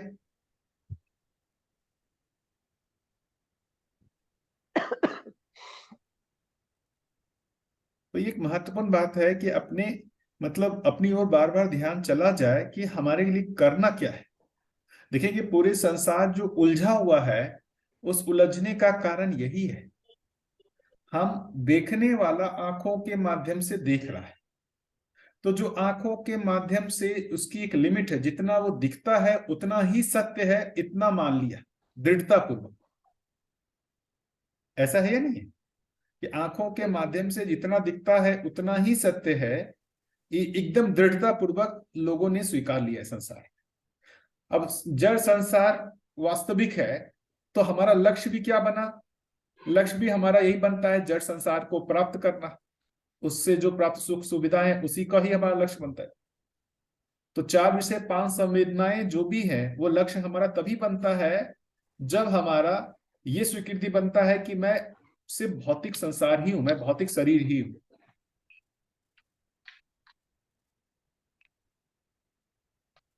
तो दो और जो रियलिटी है उसकी ओर हमारा ध्यान चला जाए। बार बार ये शिविर का या जो भी है डिस्कशन मेरा, उसका लगता है एक उपलब्धि यही है कि उधर ध्यान चला जाए। ध्यान तो हमारे को आपको ही देना पड़ेगा। बताइए इस बारे में। वो जो हमारा प्रश्न स्टार्ट हुआ था कि जैसे ड्रीम से हम अभी जब जागते हैं तब लगता है कि वो स्वप्न था, तो जो अभी से जो अभी हम आंख खोल के देख रहे हैं इससे भिन्न क्या होगा? तो इससे भिन्न वही होगा कि जिसको हम भौतिक संसार मात्र सत्य मान रहे थे, वो ना होकर के चैतन्य संसार भी एक चीज है, वो भी एक सत्य है, ऐसा हमको दिखने लगेगा। मैं शरीर हूं, इस भ्रम से हम जागेंगे कि मैं शरीर नहीं। अभी भाषा के रूप में ये हो गया है कि मैं शरीर नहीं, अनुभव के रूप में होना बाकी है। क्या ये कहना ठीक है? बिल्कुल भैया। बाकी लोग? तो भाषा के रूप में तो हो गया, लेकिन अब हमको अनुभव से पता करना है। हाँ जी भैया।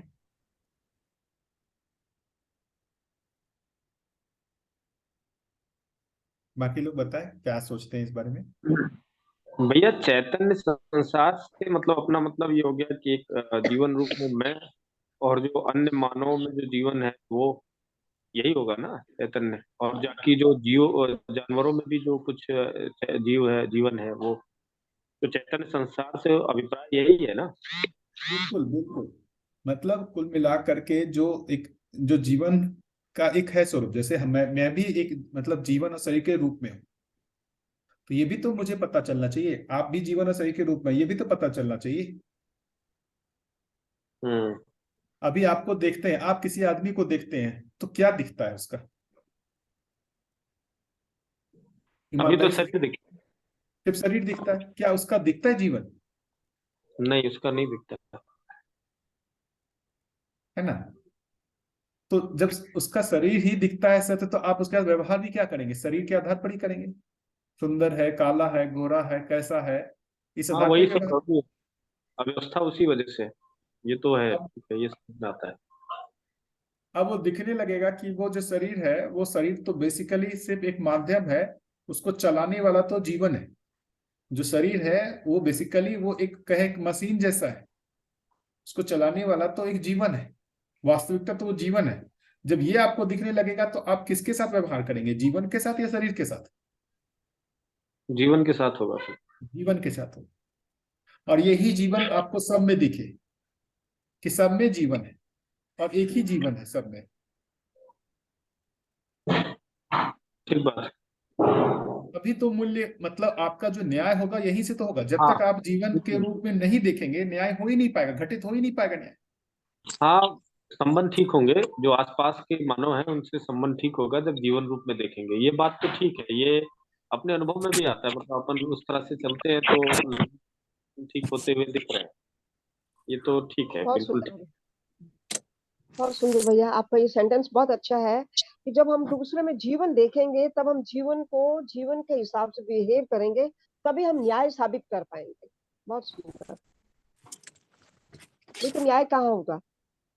वही मतलब समझना होगा ना, मतलब वो जीवन ज्ञान हुए बिना हम न्याय नहीं कर पाए, क्योंकि फिर हम जो है भौतिक संसार को अच्छा दिखे नहीं। एक ये पॉसिबिलिटी होती है कि हमारे को नहीं दिखे, बट हमारे मान्यता में बहुत गहरे ढंग से आ जाए। ये बहुत इंपॉर्टेंट है। दूसरा मान्यता में बहुत गहरे ढंग से आ जाए कि है। पहला काम तो मान्यताओं में ही आने का होगा।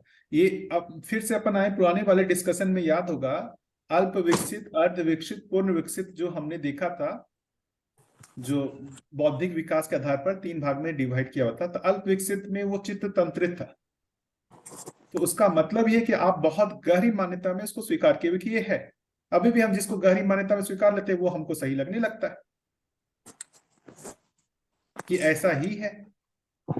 चालू तो रखा है, ठीक है। तो भैया जो लर्निंग प्रोसेस है वो क्या यही रहेगा कि पहले मैं मान लूं कि हर मानव में जीवन है, जो कि जैसा हमको यहाँ बताया है, फिर उस जीवन के को मूल्यों के साथ में मैं निर्वाह करने लग जाऊं, मतलब उन मूल्यों में मैं जीने लग जाऊं, तो ये जीवन जागृति का रास्ता रहेगा, ऐसा है? बिल्कुल बिल्कुल, पहले बल पूर्वक यही करना ही होगा अभ्यास, बार बार अपने को स्मरण में लाके मैं जीवन शरीर हूं, मैं जीवन शरीर हूं, सामने वाला भी जीवन शरीर है, और फिर इसको ध्यान में रख के हम उसको व्यवहार करने लगे। ये बार तो बार हमको बल पूर्वक। प्रिय हित लाभ में जो हमारी रुकावटें हो रही है पहले वो मतलब लाइक क्लियर होंगी, लाइक क्योंकि हर जगह अड़चन आएगी और वो प्रिय हित लाभ की आएगी। बिल्कुल तो वहां से निकल के हर बार मूल्यों में, न्याय में जीते रहना बराबर। बिल्कुल। तो बार बार जिसको हमने यही कहा कि जिसको हमने सुना है, ये श्रवण किया है, श्रवण करने का मतलब जीवन शरीर होता है, उसको बार बार अपने स्मृति में रिकॉल करना कि ये सही है, ये सही है, मुझे ऐसा जीना है, मुझे ऐसा जीना है। उससे अपने अंदर जो है वो उस देखने की शक्ति का विकास होगा। एक मैंने पहले बताया था ना कि एक अच्छी मूवी मैंने देखी थी, इंसेप्शन। उसमें क्या था कि वो आदमी डिफ्रेंशिएट नहीं कर पाता था किस चीज को, कि जो वो जागे हुए में चीजों में जो देख रहा है और स्वप्न में जो देख रहा है, उस दोनों में वो डिफ्रेंशिएट नहीं कर पाता था। बहुत इंटरेस्टिंग स्टोरी मुझे लगी थी उसमें, जो भी कि जो वो जाग करके देख रहा है, मतलब आंख खोल करके देख रहा है, और जो स्वप्न में देख रहा है, उन दोनों में से कौन सत्य है, कौन मतलब वो है, उसको पता नहीं चला। मतलब आंख खोलने के बाद भी उसको लगता था कि मैं स्वप्न में ही तो कहीं नहीं हूं, और स्वप्न में जो देख रहा है उसमें लगता था कहीं मैं मतलब सही में तो जागा हुआ तो नहीं हूं। ऐसी कंफ्यूजन जैसी स्टेट बनी रहती थी कि उसको स्वप्न और जागृत का पता नहीं चलता। ठीक हाँ, वो इसी मैंने तरीके देखी थी से, मूवी। हाँ ठीक इसी तरीके से अभी हमारे को जीवन का पता नहीं है, हो सकता है, लेकिन हमारी मान्यता में बहुत गहरी आ जाए तो बिना हमारे उस अनुभव के भी हम बार बार इसके अनुसार व्यवहार कर सकते हैं कि जीवन ही सत्य है, जीवन ही सत्य है, जीवन ही सत्य है। तो बार बार इसको मंत्रोच्चारण जैसा अपने में ना रिपीट करने की जरूरत है कि मैं जीवन शरीर के रूप में, मैं जीवन शरीर के शास्त्रित के रूप में, जीवन शरीर के शास्त्रित के रूप में। बार बार इसको स्मरण करने से वो हमारे उस अनुसार जो है ना, मतलब वो मान्यताएं जितनी गहरी होंगी, वो मान्यताएं गहरी किस में होंगी, चित्त पे होंगी। जैसे अभी मन वृत्ति चित्त में देखेंगे तो मान्यताएं कहाँ होंगी, चित्त में। चित्त में होंगी। चित्त में जितनी मान्यताएं गहरी होंगी वो वृत्ति को उतना प्रभाव डालेगा, उस मान्यता का उतना ज्यादा प्रभाव वो वृत्ति पे डालेगा, मतलब वो उतना ज्यादा उस चीज का विश्लेषण करता रहेगा। और जितना ज्यादा वृत्ति में उस चीज का विश्लेषण होगा उतना ही वो उसके अनुसार मन को प्रभाव डालेगा कि इस अनुसार कार्य व्यवहार करो। जैसे ही ये मान्यता खत्म होकर देगी, यदि इस मान्यता को हम गहरा नहीं करते हैं तो पुरानी मान्यता क्या है, मैं शरीर हूं, फिर उस अनुसार सारी चीजें होने लगेंगी। सही है भैया, आपने बहुत अच्छे से स्टेप्स बताया कि तो फिर हमारा मन मानने लग जाएगा, क्योंकि चित्त और वृत्ति दोनों पीछे पड़ गई है मन के, तो मन को उसको सुनना ही पड़ेगा। बिल्कुल। तो तुलन विश्लेषण सब हो गया, ऊपर चित्त में हो गया, वृत्ति में हो गया, तो नीचे मन को मानना ही है। मन मान नहीं रहा, उसका रीजन मन स्ट्रांग है ऐसा नहीं, चित्त वृत्ति कमजोर है ये है। अच्छा, उसमें कमजोरी चित्त वृत्ति की है। चित्त वृत्ति कमजोर क्या है, चित्त वृत्ति में सही का कोई है ही नहीं प्रपोजल, सही का उसमें कोई चित्रण है ही नहीं। अब हमारे पास जो कहे मतलब सौभाग्य से ये दर्शन आ गया है, अब इसकी मान्यताओं को चित्त में गहरा करना, पहला स्टेप तो यही होगा। तो इसका क्या उपाय है, हर क्षण हम इसी के बारे में सोचते रहे, विचार करते रहे, है ना। इसके अनुसार जहां भी हमको दिखे, जैसे जो भी होगा, जहां पर भी इस तरीके की बातचीत हो उसमें हम जुड़े रहे, ऐसे हम वातावरण में रहे जहां पर इसी की ओर हमारा ध्यान जाता रहे। तो ऐसा हमको बलपूर्वक हर जगह अपने आप ध्यान जाता रहे इस वास्तविकता की। तो उससे क्या होगा, हमारे चित्त में जो है वो मान्यताएं गहरी होती जाए। अभी आप देखिए ना, किसी में भी मान्यताएं गहरी कैसे होती, जैसे मान लेते हैं किसी मतलब मैं जस्ट इसका गला कि कोई जैसे एक मुस्लिम है, वो किस चीज को सत्य मानता है, अल्लाह ही सत्य है। क्यों मानता है, बचपन से उसको सुनता आता है, बचपन से सुनता आता है, ये इसके गहरी मान्यता में चली जाती है। हिंदू को देखेंगे तो कौन है, ये जो है शिव सत्य है या विष्णु जी सत्य है, ये बचपन से सुनता आ रहा है, उसमें चला जाता है। क्रिश्चियन को देखेंगे तो कौन है, जीसस सत्य है, उसी को ही वो भगवान मानता है। तो ये मान्यताएं काम करती है कि नहीं करती है, उसके अनुसार वो व्यवहार करने लगता है कि नहीं करने लगता है। क्या लगता है, मान्यताएं जो है उसके अनुसार व्यवहार होता है या नहीं होता है? होता है, 100% होता है। तो ये जो मान्यताओं का हमारा भी प्रभाव क्यों नहीं होगा?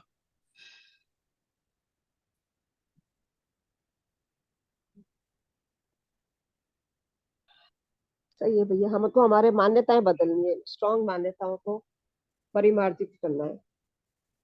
ये ठीक लग रहा है क्या सभी लोगों को? कि चित्त में हमारे जो मान्यता है उसको बदलना पड़ेगा।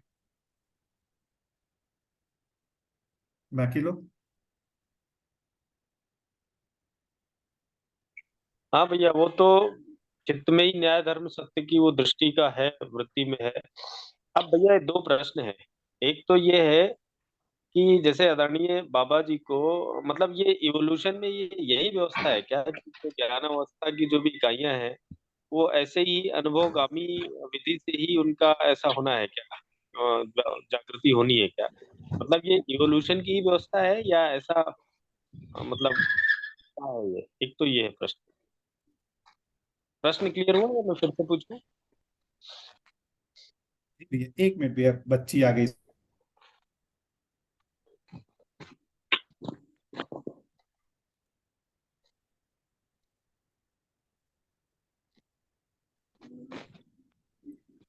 हाँ भैया, एक बार आपका प्रश्न जो है कि जागृति क्रम में क्या यही तरीका है इवोल्यूशन का, जैसा अभी हो रहा है आप हमारे साथ?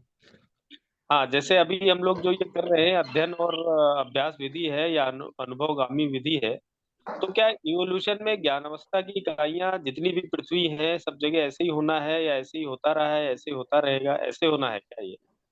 क्योंकि बाबा बिल्कुल जी भैया, ने देखा देखिए होगा। यही तो मतलब कहेंगे कि उसको बाबा जी ने कहा है कि जहां भी धरती पे किसी भी जगह पे पूरे अस्तित्व में कहीं भी घटित हो रहा होगा तो क्या घटित होगा? विकास क्रम विकास जागृति क्रम जागृति, विकास क्रम विकास जागृति क्रम जागृति, इतना ही घटना घटेगा।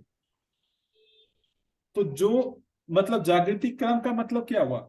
जब ये हो रहा है कि गठनपूर्ण परमाणु गठनशील से ही बन रहा है, जिसको हम चैतन्य इकाई कह रहे हैं, वो गठनपूर्ण परमाणु, तो वो बना किससे? गठनशील परमाणु से ही बना। तो गठनशील से गठनपूर्ण बनने के साथ जो है उसमें वो सारी क्रियाएं तो जागृत होनी जाती हैं। स्टार्ट कहां से होता है? मन की क्रिया से। मन ही जागृत होता है सबसे पहले, उसके बाद धीरे धीरे वृत्ति होता है, फिर चित्त होता है, फिर बुद्धि होता है, फिर आत्मा होता है। तो अस्तित्व में ये व्यवस्था ही है। यदि नहीं ऐसा होता भैया, है गठनशील से नहीं गठनपूर्ण होता और सारी क्रियाएं जागृत हो जाती, मतलब वो होने के साथ ही उसको मतलब अनुभव हो गया, ऐसा तो है नहीं। भैया, मेरा क्वेश्चन प्रोसेस पे नहीं है, प्रोसीजर पे है। नहीं तो मतलब ये अस्तित्व में ही ना प्रोसेस है, जो प्रोसीड्यूर है, जो हम अपनी बात कर रहे हैं। जैसे अभी भी देखेंगे, अभी आप हम इतनी बात कर पा रहे हैं, वो इतनी भाषा हम लोगों ने डेवलप कर लिया है। आज से 1000 साल पहले या जो भी हो, मतलब जब आदमी यहाँ पर जानवरों के जैसा रहता था, उस समय से अभी में कंपैरिजन करेंगे तो क्या हुआ? इन क्रियाओं की ही तो जागृति हुई है। उस समय चित्त वृत्ति डेवलप नहीं था, जब मनुष्य जो जानवरों के जैसा मतलब जीता था, तो वहां चित्त वृत्ति डेवलप नहीं हुआ। चित्त वृत्ति के डेवलप होने में इतने हजारों साल लग गए।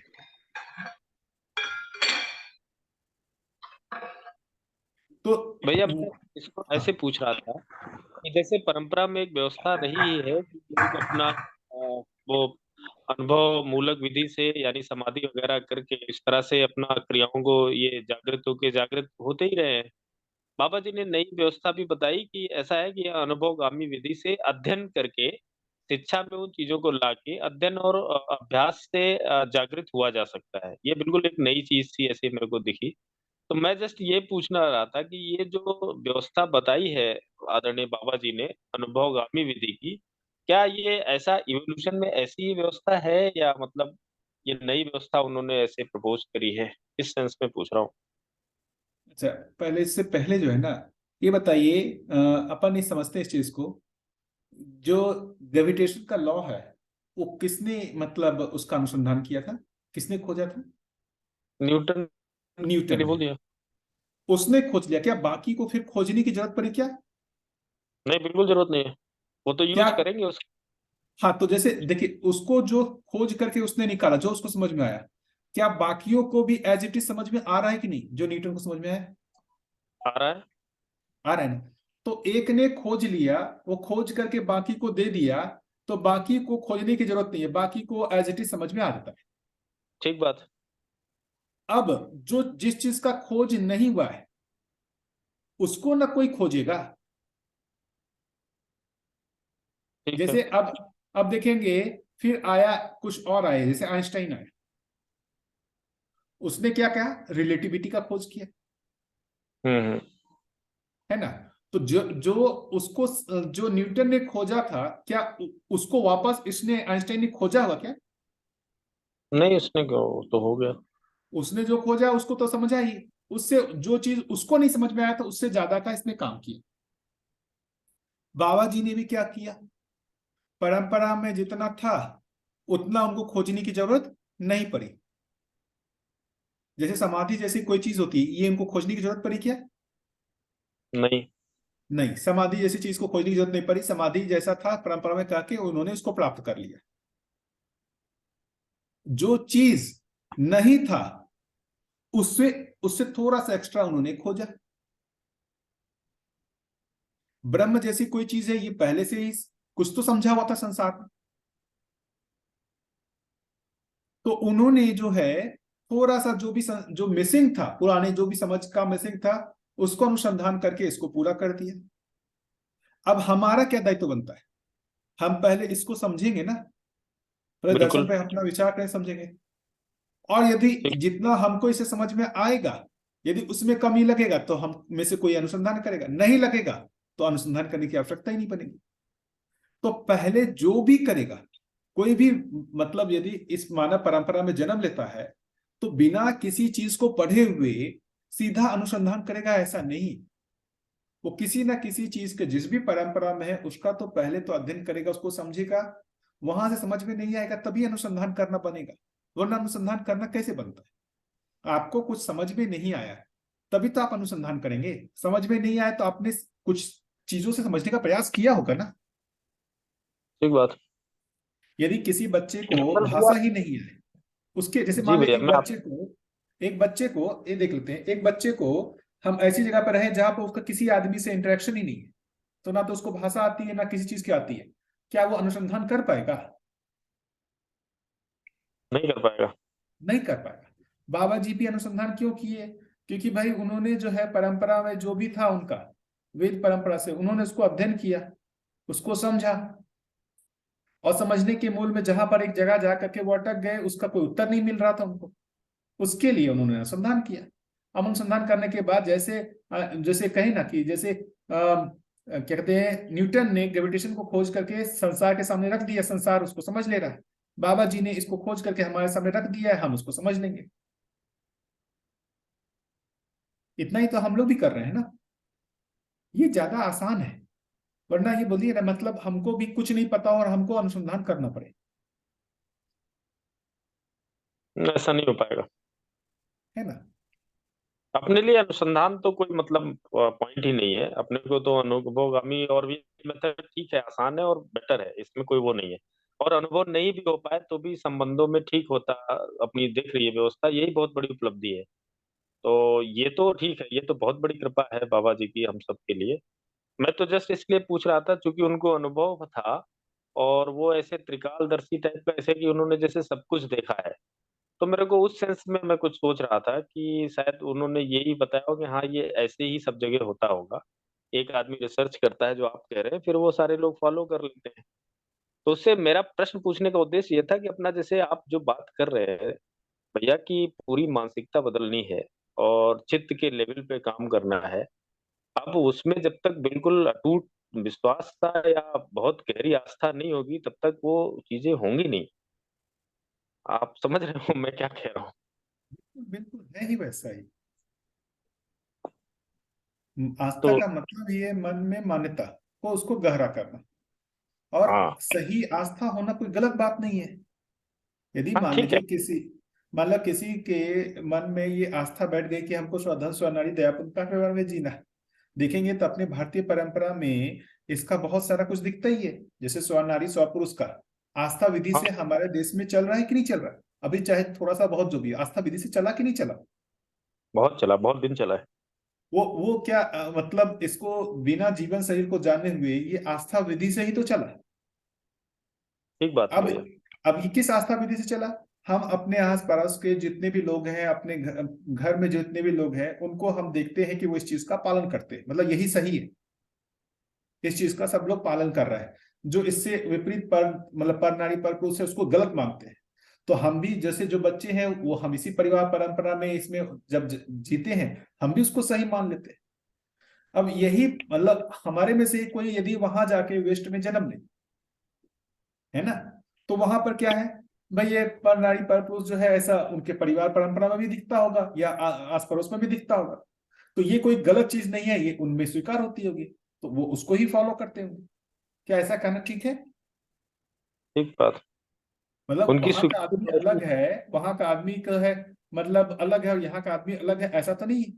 यहाँ भी चीजें जीवन अब टूटने लगी हैं, यहाँ पर भी देखेंगे तो अभी सोना इस और पुरुष वाला धीरे धीरे अब आ ही रहा है, मॉडर्निटी में टूट ही रहा है। जी तो वो किस कारण से, वातावरण जिस तरीके से उनमें पुट डाल रहा है कि ये चीज जो है सही है या गलत है, जो उसका पुट डाल रहा है वो उनकी मान्यता में जा रहा है, वो उन पर उसके उनके कार्य व्यवहार में आने लगता है।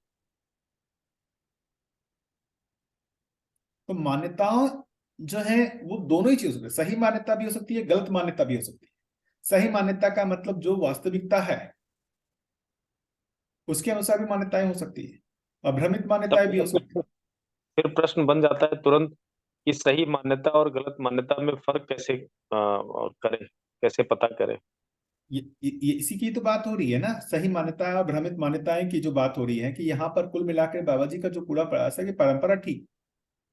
तो सही मान्यताएं जो हैं वो कैसे दिखेंगी, आपको ये देखना पड़ेगा कि आप किस चीज में आप आराम महसूस करते हैं, आप खुद उसको जी के देखेंगे, आपको देख करके पता चलता है।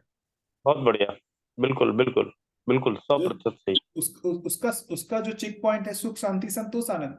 यदि आपको मतलब किसी आदमी को पर धन पर नारी पर पीड़ा करके सुख शांति संतोष मिल रहा है, उसको क्या जरूरत है बदलने की। लेकिन यही है कि वो पर धन पर नारी पर पीड़ा करके वो सुख शांति संतोष उसको मिलता ही नहीं है।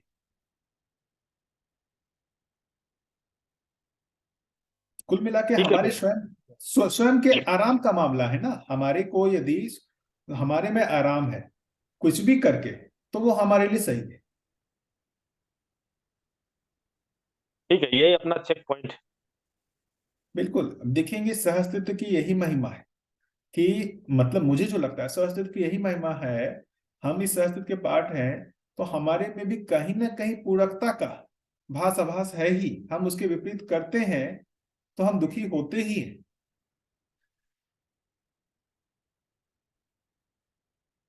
हाँ, ये मेरे को क्लियर है भैया कि ये फीडबैक लूप है, सुख दुख जो है। अगर अपने को दुख और इस तरह से चीजें बढ़ रही हैं तो मतलब अपनी समझ में, भाव विचार में, कार्यक्रमों में कुछ दिक्कत है। और जब अपन मानवीय इसमें आते हैं तो ये ठीक हो जाता है। ये तो थोड़ा मैं कोशिश कर रहा हूँ, दिख भी रहा है। तो ये बात आपकी बिल्कुल मेरे को समझ में आ रही है और उचित है। ठीक है भैया, थैंक यू, मेरा तो हो गया प्रश्न का।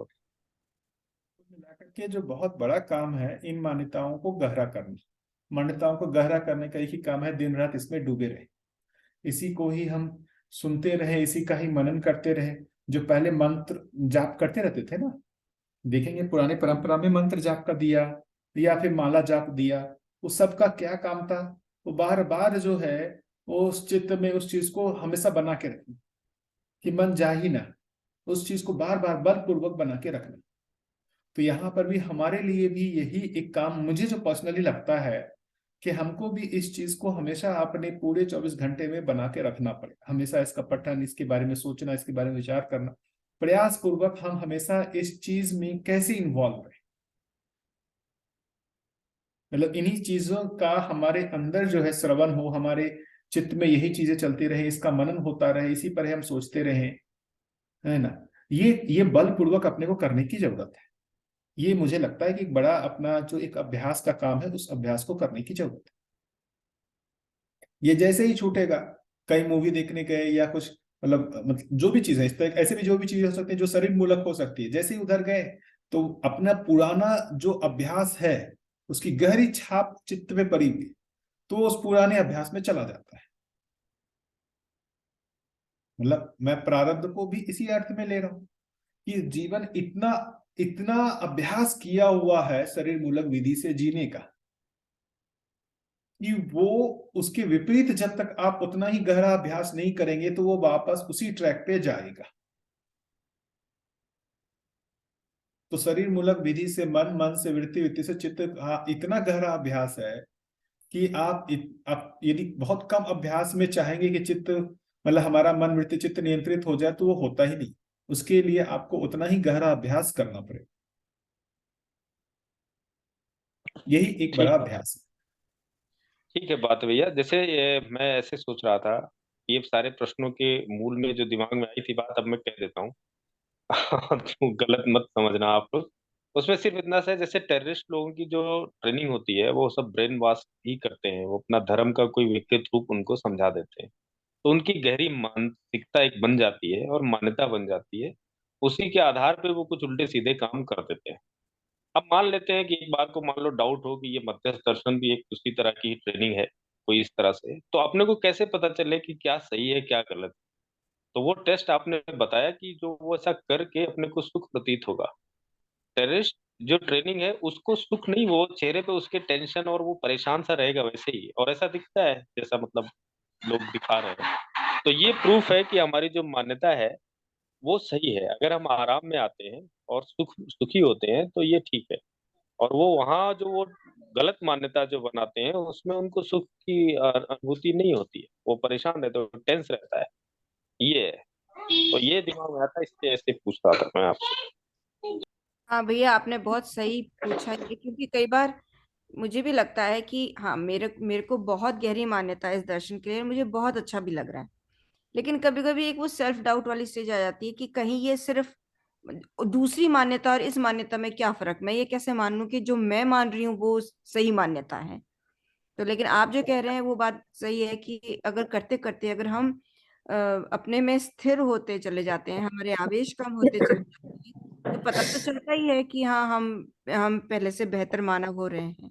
बिल्कुल दीदी। और नॉट इवन दैट, इसका एक टेस्टिंग पॉइंट ये भी बहुत इंपॉर्टेंट है, वो सब हमारे जीवन में घटित हो रहा होगा कि हमें हमारा अंतर विरोध कम हो जाता है। जब मुझे ये पता चल रहा है कि जो जिस तरह से मैं जी रही हूँ, या जिस तरह से मेरा अध्ययन है, या जिस तरह से मैं दूसरे को देख रही हूँ, या दिन भर अपने चित्त की क्रियाओं को समझ रही हूँ, तो मेरा अंतर विरोध कम होता है, तो दैट वेरीफाइज कि हम सही रास्ते पे जा रहे हैं। इससे बड़ा और टेस्ट क्या हो सकता है दीदी? ठीक बात है दीदी, बिल्कुल सही बात। हाँ हाँ, क्योंकि हमें खुद को सबूत मिलता है कि हम बड़े सुकून से जी पाते हैं, अहोभाव रहता है। हाँ, कोई अंतर विरोध नहीं है, हमारी चित्त की क्रिया में बिल्कुल सही चल रहा है। कोई ईर्ष्या, कोई द्वेष, कोई दुख, इस तरह का हम अपने आप सॉल्यूशन निकालते जाते हैं और हमारा अंतर विरोध कम होता है। जैसे ही अंतर विरोध कम होता है, हमें पता चलता है कि हमारा डायरेक्शन सही जा रहा है। और खुद के अलावा दीदी जो आसपास के लोग हैं ना, उनको भी हाँ महसूस होने लगता है कि आप में कुछ हाँ, पॉजिटिव चेंजेस हो रहे हैं। राइट, उनको भी पता चलता है। अब किसी की मानसिकता जो है वो टेररिस्ट वाली हो रही है, तो आस पड़ोस के लोग जो है वो होशियार हो जाएंगे।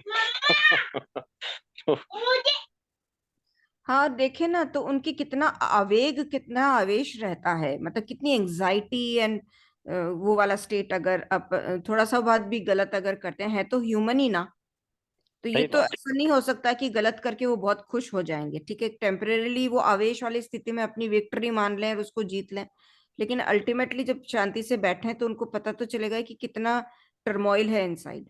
हाँ, वो रोते हैं, फिर वो परेशान होते हैं। हम्म। इसमें भी एक शोध करने का है मुद्दा कि उस ब्रेन वॉश में मूल जो होता है कि आप परमानेंट सुखी हो जाएंगे। मतलब जिस भी गॉड को, अल्लाह को मानते हैं, तो उनका ही ये काम है। तो अल्लाह एक ऐसी चीज है जिसको पाने से वो हमेशा के लिए सुखी हो जाएंगे। तो वो अभी भी जो कर रहे हैं वो व्यवस्था पूर्वक, वो पूर्ण रूप से निरंतर सुखी होने के लिए ही प्रयास कर रहे हैं। चाहना तो वही है। हम्म। अब वो करने के बाद उनको मिलेगा कि नहीं मिलेगा ये पता नहीं। अब वो करने के बाद हो सकता है वो पछताए कि भाई हमको तो नहीं मिला। तो जो भी अभी स्थिति परिस्थिति उनका छोड़ देना, अभी वो उस मारना छोड़ दे। अभी हम भी जो शोषण करते हैं, जो सामान्य अभी करते हैं, हम मार देने को, शरीर खत्म कर देने को एक बड़ी घटना के रूप में देखते हैं, है ना। शरीर खत्म कर दिया इसलिए हम उसका बारे में एक बड़ी घटना। अभी भी तो बहुत सारे लोग कई लोगों का शोषण करके ले ही रहे हैं। हाँ, कहाँ मार रहे हैं? हैं भाई, हाँ, दूसरे मार तरीके नहीं से रहे, लेकिन फिर भी वो अमानवीय तो है ही ना। है ना। तो एक एक लेवल से ऊपर की अमानवीयता को हम खराब मानते हैं, एक लेवल से कम अमानवीयता को हम खराब नहीं मानते। हाँ, ठीक बात है भैया, सही ध्यान दिलाया आपने। ठीक बात है। मतलब प्राण लेना बहुत बड़ा काम है, किसी के सही को खत्म कर देना। चोरी कर लेना, ये कर लेना, वो कोई बड़ा काम नहीं है। इसलिए हम उसको बहुत बड़ा काम मान करके उसके हिसाब से हम उसको जो है उस पर चर्चा करते हैं। लेकिन इन सब चीजों पे देखेंगे, हर आदमी अपने सुख के लिए ही प्रयासरत कर रहा है। मतलब मूल इसका फंडामेंटल जो इसका नियम देखेंगे तो हर आदमी जो भी कर रहा हो, जितनी भी अमानवीयता कर रहा हो, कम ज्यादा, उसके मूल में उसका जो है लक्ष्य सुख ही है। तो इसका उत्तर मेरे को भैया ऐसा लग रहा है कि क्योंकि अभी सभी लोग जीव मानसिकता में है और जीव को जो है वो जीने की आशा ही मुख्य है, तो अगर किसी को मार दिया तो उसी क्रम में वो बहुत बड़ी बात हो गई। मानवता की तो खैर अभी कोई बात है ही नहीं। तो इस क्रम में लोग सोच रहे हैं, हम आप क्योंकि इस दर्शन के उसमें और सोच रहे हैं। बिल्कुल, देखिए एक्चुअली में क्या है कि मानव को एक धर्म के रूप में समझ नहीं गए। मानव धर्म जो है सुख है, इसलिए तो देखिए ना, बाबा जी ने धर्म को क्या किया, मानव धर्म सुख, ये सबको हटा ही दिया। धर्म की परिभाषा है कि जिससे जिसको अलग नहीं किया जा सकता। तब मानव का धर्म क्या है, सुख। अब ये कितना मतलब लॉजिकली कितना सही लगता है कि किसी से पूछ लें कि हर मानव सुखी होना चाहता है कि नहीं होना चाहता है, कोई भी ना नहीं बोलेगा। इस आधार पर हर मानव का धर्म समान हुआ या नहीं हुआ, कोई भी नहीं ना बोलेगा, सब हर मानव सुखी होना चाहता है। इस चीज को स्थापित करने की जरूरत है। अब ये उसको भी नहीं पता है। अब वो क्या मानता है कि भाई, जैसे हिंदू क्या मानता है, वो देवी देवता को पाके सुखी होगा। मुस्लिम मानते हैं कि वो अल्लाह को पाके सुखी होंगे। वो मानते हैं कृष्ण को पाकर, जो भी है, ईसा को पाकर के वो सुखी होंगे। तो भाई आप तो सुखी होने के लिए प्रयास कर रहे हो ना। अब वो इसके थ्रू होगा, इसके थ्रू होगा, उसके थ्रू होगा, वो हम बाद में डिस्कस कर लेंगे। पहले इस जगह पर तो हम एक आए कि हम सब सुखी होना चाहते हैं। इस जगह पर हर मानव एक है, ऐसी स्थापना तो होने की जरूरत है कि भाई तुम भी सुखी होना चाहते हो, मैं भी सुखी होना चाहता हूं, है ना। अब हम डिस्कशन करेंगे कि मैं इसको पाके सुखी होऊंगा या उसको पाके सुखी होगा, इस बात पे बाद में डिस्कशन होगा। पहले तो ये इस बात पे होना चाहिए कि हर मानव सुखी होना चाहता है, मैं भी सुखी होना चाहता हूँ, हर आदमी सुखी होना चाहता है। इतना भी यदि आदमी सोचने लगे ना, इतने इस मत के बाद भी बहुत सारे झंझट कम हो जाए, फिर संवाद होना शुरू होगा। इस और ध्यान ही नहीं जाता। हाँ, कम से कम एक कॉमन ग्राउंड तो बनेगा। बिल्कुल।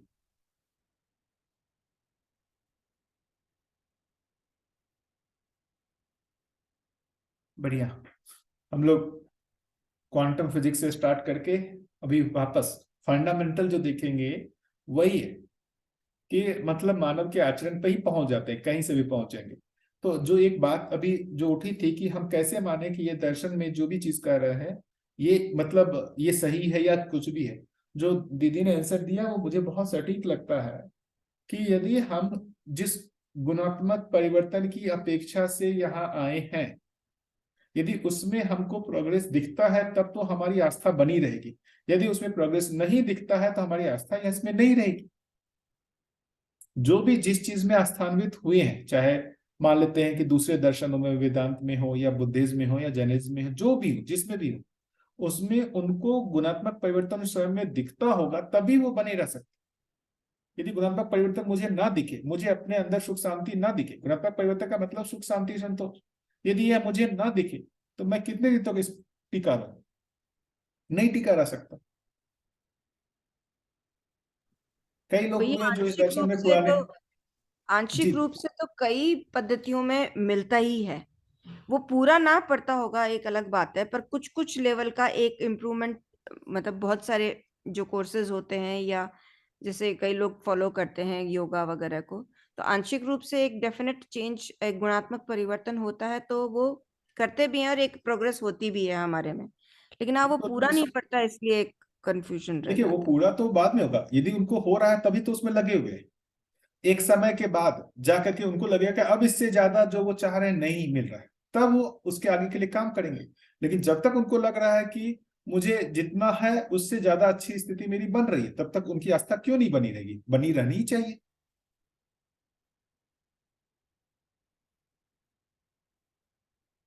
बहुत लोग ऐसे, बहुत सारी परंपराएं अभी चल ही रही हैं जिसमें लोग स्थान्वित हैं ही, तो कहीं ना कहीं उनको कुछ तो सुख शांति मिलता ही होगा। जिस दिन मिलना बंद हो जाता है वो एक परंपरा से दूसरी परंपरा में चले जाते हैं। आप हम लोग भी तो अपना देखें, हम लोग भी तो पहले हो सकता है किसी दूसरे चीज को सही मान के उसको कर रहे थे, उसमें उतना नहीं दिखा, उससे ज्यादा यहाँ दिखने लगा तो हम यहाँ शिफ्ट हो गए। है कि नहीं? हाँ बिल्कुल है भैया, थर्ड है मेरा ये।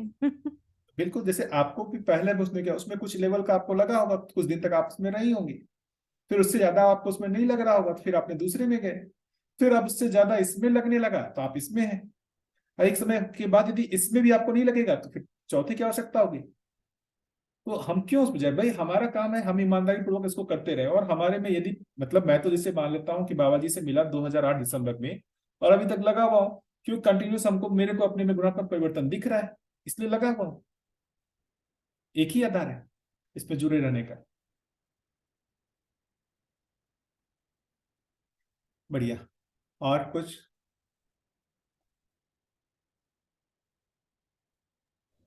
प्रश्न तो और भी बहुत सारे थे, उसको अपन कल ले लेंगे, आज के लिए हाँ भैया कल बताइए। ले लीजिएगा। एक मैंने ही पूछा था, पेज 20 पे मैं कुछ पढ़ रही थी, तो वो मैंने उसमें फोटो लेकर के भेजा हुआ है, तो वो अपन कल ले लेंगे उसको। अच्छा, पेज अभी के लिए फिर 20 क्या था। करें? पेज 20। हाँ जी, मैं एक्चुअली दोबारा पढ़ने लग गई थी इसको, तो फिर लगा कि ये ठीक है, उसको अपन कर ले सकते हैं। और कोई मुद्दे हो जो आज से रिलेटेड हो, कोई और बताएं।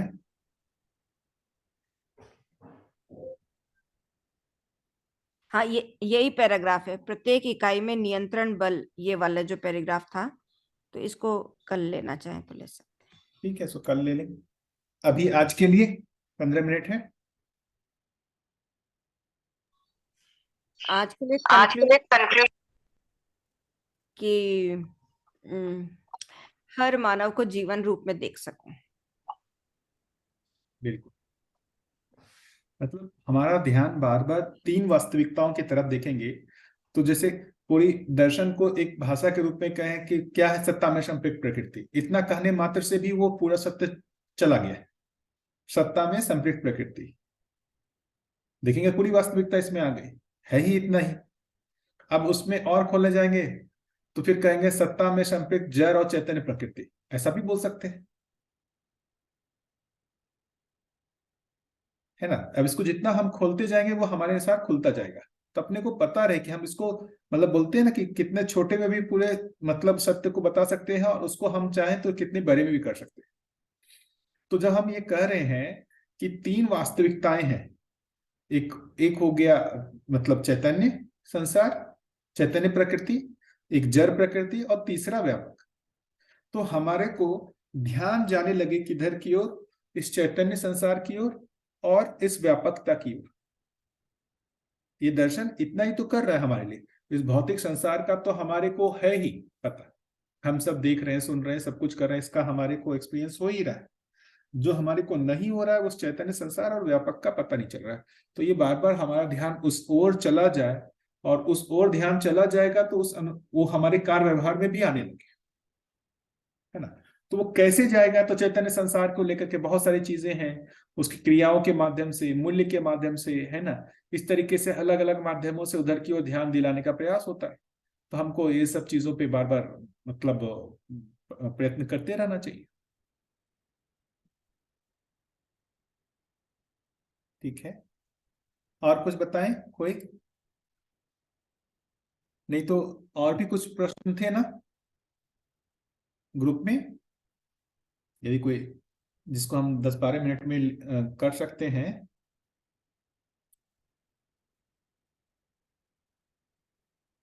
एक और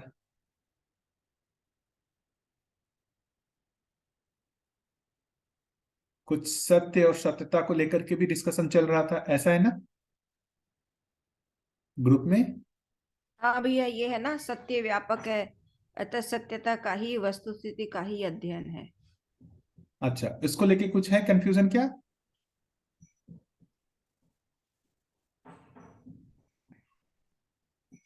पर फिर भैया ने ये भी लिख दिया है कि ये अभी अध्ययन मतलब ये बाद में आएगा, ऐसे करके कुछ लिखा है, वो आप देख लीजिएगा कल करना है क्या इसको। हाँ, कई बार देखिए डिस्कशन में ना हमारा ये हो जाता है कि हम शब्द को लेकर के ज्यादा उसमें वो उलझ जाते हैं, मतलब मेरा पर्सनली है, और उसके मूल में जो अर्थ है उस पे हमारा ध्यान नहीं जाता है। है ना। मतलब जैसे एक कहें कि कंफ्यूजन से क्रिया पूर्णता का क्या मतलब है, तो क्रिया पूर्णता जो है वो किसी कोई भी एक चीज हो सकती है कि ऐसी एक स्थिति को, महत्वपूर्ण भाग है क्रिया का समझना, है ना। अब जैसे मतलब क्रिया को समझने का मतलब हो गया कि भाई मन वृत्ति चित्त बुद्धि आत्मा की जो भी क्रिया है इसको समझना। अब उसमें से किसी एक जगह को हम क्रिया पूर्णता नाम दे दे, क्या फर्क पड़ता है, ठीक है।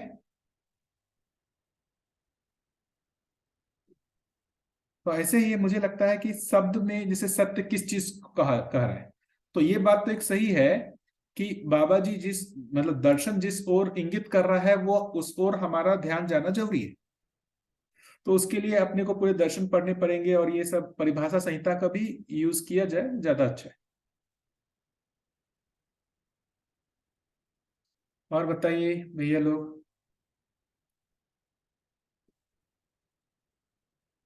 कुछ तो बताइए भैया, 10 मिनट है।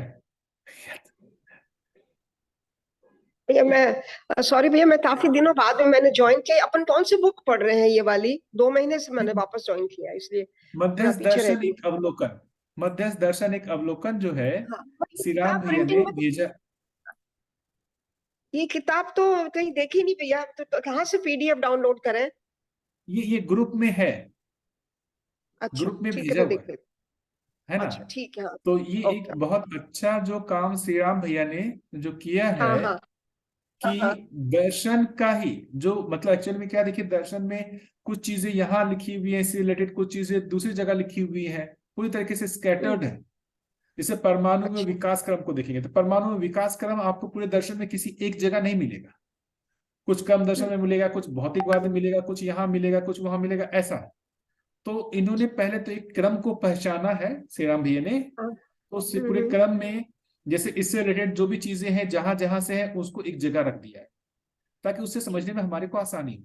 तो इसमें इन्होंने अपनी कोई बात नहीं, इसको बहुत अच्छा सीक्वेंस करके पूरे दर्शन की ही जो बात है उसको रखा। ठीक है भैया, तो पर एक ये तो क्या है, प्रिंटिंग में बुक अभी आई नहीं है ना? नहीं ये प्रिंटिंग में नहीं है, ये बेसिकली पीडीएफ में ही है। और आप अच्छा। ये ऐसा कोई बुक के रूप में इन्होंने नहीं किया है, मतलब कोई बुक के रूप में ये छपेगा या ऐसा है इसका अपने को अभी नहीं पता, लेकिन इन्होंने अपनी तरफ से इसको बहुत अच्छे से मेहनत करके इसको कंपाइल किया है और मुझे बहुत यूजफुल लगता है। पूरे दर्शन को पढ़ने से पहले उसका दर्शन के ही एक सिक्वेंशियल जो एक रीडिंग है, और वो भी कौन सी चीज जो दर्शन में कही जा रही है वही। तो आप देखेंगे यहाँ डाउनलोड पर करके प्रिंट निकाल सकते हैं ना बाहर से, ईमेल हाँ करके? हाँ वो तो आपकी मर्जी, आराम से खा सकते। तो जैसे देखेंगे कि इससे रिलेटेड से भाव ये लिखा हुआ है, ये भौतिकवाद हो गया, इस कौन से पेज में कौन कहाँ पर है ये सब कुछ लिखा हुआ। तो जो भी चीजें हैं वो किसी बुक से है, वो किस बुक से है वो ये यहाँ पर लिखा हुआ है। उसके बाद ठीक, बड़ा सिस्टमेटिक काम हो गया हमारे लिए, पढ़ना हाँ आसान हो बहुत गया। सिस्टमेटिक हो गया, बहुत यूजफुल, मुझे तो बहुत ही यूजफुल लगता है। बाकी लोग बताएंगे जिन लोग इनको पढ़ रहे हैं कैसा आप लोगों का है। नहीं भैया ये मैं भी इसको पीडीएफ को डाउनलोड करके प्रिंट निकाल लाती हूँ बाहर से। दोबारा शेयर कर दिया दीदी मैंने। ओके, ये so book nice, thank you so much, God bless. बहुत अच्छा रहा भैया आज आपके साथ छोटा सा डिस्कशन। जो भी आपने जो ध्यान वाली बात करी, जीवन पे ध्यान, वो तो पकड़ के रखने वाली बात है। मतलब ये हम आज का लेसन का सार लेके जाते हैं, बार बार इस चीज का अभ्यास करना पड़ेगा। कई बार पूरे डिस्कशन में एक लाइन भी अगर अच्छे से पकड़ में आ जाती है तो दैट मेक्स द वर्थ। फिलिसो भैया कुछ बोल रहे थे, उसके बाद फिर मैं इस पे और कुछ ध्यान दिलाऊंगा। नहीं भैया मैं बस यही कह रहा था कि ये बुक हम लोग पढ़ रहे हैं, मॉर्निंग के सेशन में हूँ हम लोग। ये बहुत ही अच्छी बुक है और हम लोगों को तो बहुत ही पसंद आ रही है। हम तो इस पे खूब चर्चा करते हैं, बहस नहीं चर्चा करते हैं, हमें तो बहुत ही पसंद आती है। बस मैं उस पे एक और चीज जो लास्ट में जो भी बात कही कि ये जो इसको हम कह रहे हैं ना कि हमारा हमेशा जीवन की ओर ध्यान, इसको मैं कुछ और कहूँ कि अपनी आत्मस्मृति, आत्मस्मृति का मतलब मैं हूं का मतलब मैं जीवन रूप में हूं। इस आत्मस्मृति को बलपूर्वक बहुत बढ़ाना होगा और इतना तक बढ़ाना होगा कि हम सोते समय भी हमारे में वो आत्मस्मृति बनी रहे, इसका भी अभ्यास करना हो। सोते समय भी हमको ये लगे मैं नींद में हूं, तो भी हमारे को ये स्मृति में बना रहे कि मैं जीवन रूप में हूं, मैं हूं, मैं हूं, मैं हूं, मैं सो रहा हूं। ये नींद में नहीं पता होता कि मैं सो रहा हूं। इतनी आत्मस्मृति बनानी पड़ेगी कि नींद में भी अपने को पता रहे कि मैं सो रहा हूं, मैं सोया हूं। इस लेवल की आत्मस्मृति करनी होगी। मेरी बात पकड़ में आ रही है क्या? हाँ भैया जी, बिल्कुल आ रही है पकड़ में। ये बहुत सिर्फ हमारा ये अभ्यास सिर्फ हमारा जागते समय आंख खोल के नहीं, ये स्वप्न में भी जब हम नींद में हैं तो भी हमारा ये स्मृति बना रहना चाहिए। जब आप सो रहे हैं, स्वप्न देख रहे हैं, उस समय भी ये स्मृति रहे कि मैं हूं और मैं स्वप्न देख रहा हूं, मैं स्वप्न देख रहा हूं। तो ये कैसे होगा? ये तो मतलब ये मान्यताओं के आधार पर हो। मतलब अभी डिफरेंस क्या हो गया आंख खोल करके और आंख बंद करके? आंख खोल करके बाहर की चीजों के माध्यम से आपके जीवन तक सेंस जा रहा है। आंख बंद करके जब स्वप्न देख रहे हैं तो चित्त में ही जो बेसिकली है उसको आप ब्रेन में प्रोजेक्ट करके उसको देख रहे हैं। तो ये बार बार अभ्यास करना होगा। मतलब वो स्वप्न में भी उसका अभ्यास, मतलब ये संकल्प लेकर के सोना होगा कि मैं अपनी आत्मस्मृति बना के रखूंगा, मैं नहीं भूलूंगा, मैं नहीं भूलूंगा कि मैं मतलब नहीं हूं, मैं नहीं हूं। इसका अभ्यास करके देखना चाहिए। मुझे लगता है कि 2-4 महीने करके देखना चाहिए। ये होता है, करता है काम। जी भैया जी, अभ्यास से ये होता है। अभ्यास में सतत जितना हमारा बनता है और बढ़ता ही ये है। यानी शरीर सो रहा है ना, अपनी हर क्रियाओं को भी देख पाते हैं। ये अभ्यास से ही है। अभ्यास जैसे जैसे हमारा जितना ज्यादा बढ़ेगा, स्पष्टता है ना, जो बाबा जी कह रहे हैं सूचना रूप में हमें वो दिखाई देती है। इसलिए हमारी निष्ठा और बनती है और ध्यान जाने की, और एक विश्वास बनता है कि हम भी उस स्थिति तक, अनुभव तक पहुंच सकते हैं। ध्यान और अध्ययन और अभ्यास से ये चीजें हो पाती है। ये बिल्कुल सही है। ये बिल्कुल, मतलब इसको करके देखना चाहिए हर समय अपने अंदर जो है इस चीज को कि मैं अपने आप को विस्मृत होने नहीं दूंगा। स्वप्न से पहले भी अपने अंदर ये संकल्प करके कि मैं हूं, मैं हूं, ये ध्यान करते हुए सोइए। मैं इस जगह पे विस्मृत नहीं होगा, मैं इस जगह पे विस्मृत नहीं होगा, मैं हूं। हमेशा ध्यान रहे कि मैं हूं, मैं हूं, मैं सोने जा रहा हूं, है ना। स्वप्न देखते समय भी ये रहे कि भाई मैं स्वप्न देख रहा हूं। मतलब कुल मिलाकर के जो हम बाहर जब जागते हुए नियंत्रण की बात कर रहे हैं कि हमसे कभी परधन पर नारी पर पीड़ा ना हो, ऐसी स्थिति स्वप्न में भी बनी रहे। स्वप्न में भी ये ना हो कि हमारे उटपटांग विचार चल रहे हो, हमारा में परधन पर नारी पर पीड़ा का विचार। स्वप्न भी किस चीज का हो? जीवन है, शरीर है, ऐसा ही स्वप्न में भी हो। आप जिस चीज को पढ़ रहे हैं, सोच रहे हैं, उसी का ही स्वप्न भी हो। इसे ही बाबा जी खुली आंख से वाला ध्यान कहते हैं। खुली आंख से ध्यान। हाँ, तो भैया बाहर सोच करके जितना रिमाइंड कराएंगे तो फिर चित्त में वो जाएगा, तो सपने भी फिर वही आने लग जाएंगे फिर। बिल्कुल आएंगे ही। कई सारे साइंटिस्ट लोगों का खोज जो है स्वप्न में ही हुआ है। वो दिन रात इतना सोचते रहते कि सपने में भी उनको वही चीजें दिखती थी।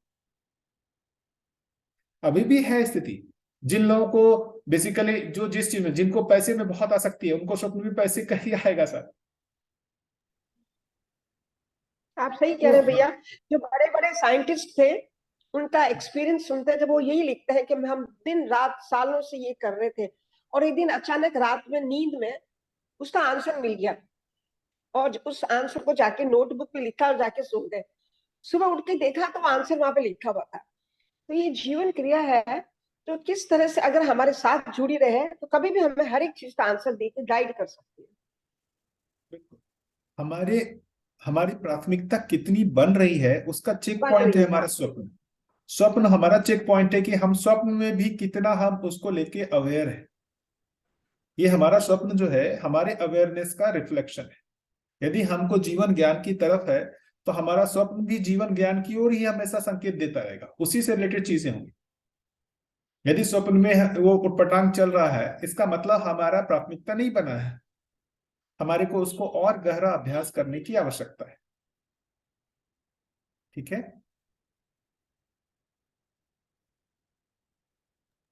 सही है भैया, बहुत अच्छा, बिल्कुल कोशिश। बहुत सुंदर। हाँ, आप कोशिश ही करेंगे। आप बार बार हमको इस चीज के लिए प्रोत्साहित कर रहे हैं, तो हिम्मत भी आ रही कि हाँ हो सकता है।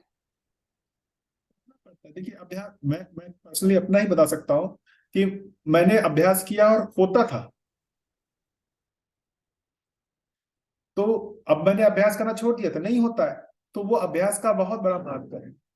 कई बार जैसे मैं खुद भी कंफ्यूज होता कि स्वप्न में मैं बहुत सारी चीजें देखता था, तो मुझे कंफ्यूजन होता था कि मैं अभी जागे हुए में चीजों देख रहा हूँ या स्वप्न में देख रहा हूँ। मुझे विश्वास नहीं होता था कि ये जो चीजें घटना घट रही है कि ये सही में घट रही है या मेरा स्वप्न है। तो मुझे लगता था यार मैं तो सोने गया हुआ था। तो हम मतलब जिस क्षण प्राथमिकता रहती है उस क्षण उस तरीके की घटनाएं मतलब आपको स्वप्न में भी होने लगती। ठीक है, तो बस मैंने यही कहा कि भाई अपने अभ्यास को और गहरा करने की जरूरत है, जिससे हमारे में उपलब्धि होगी। हमारे को उसमें प्राथमिकता लाने की जरूरत है, अभ्यास लाने की जरूरत है, तभी तो उपलब्धि होगी। हम हम अपनी प्राथमिकता में नहीं लाएंगे, अभ्यास नहीं करेंगे, तो हमारे को उपलब्धि भी नहीं होगी।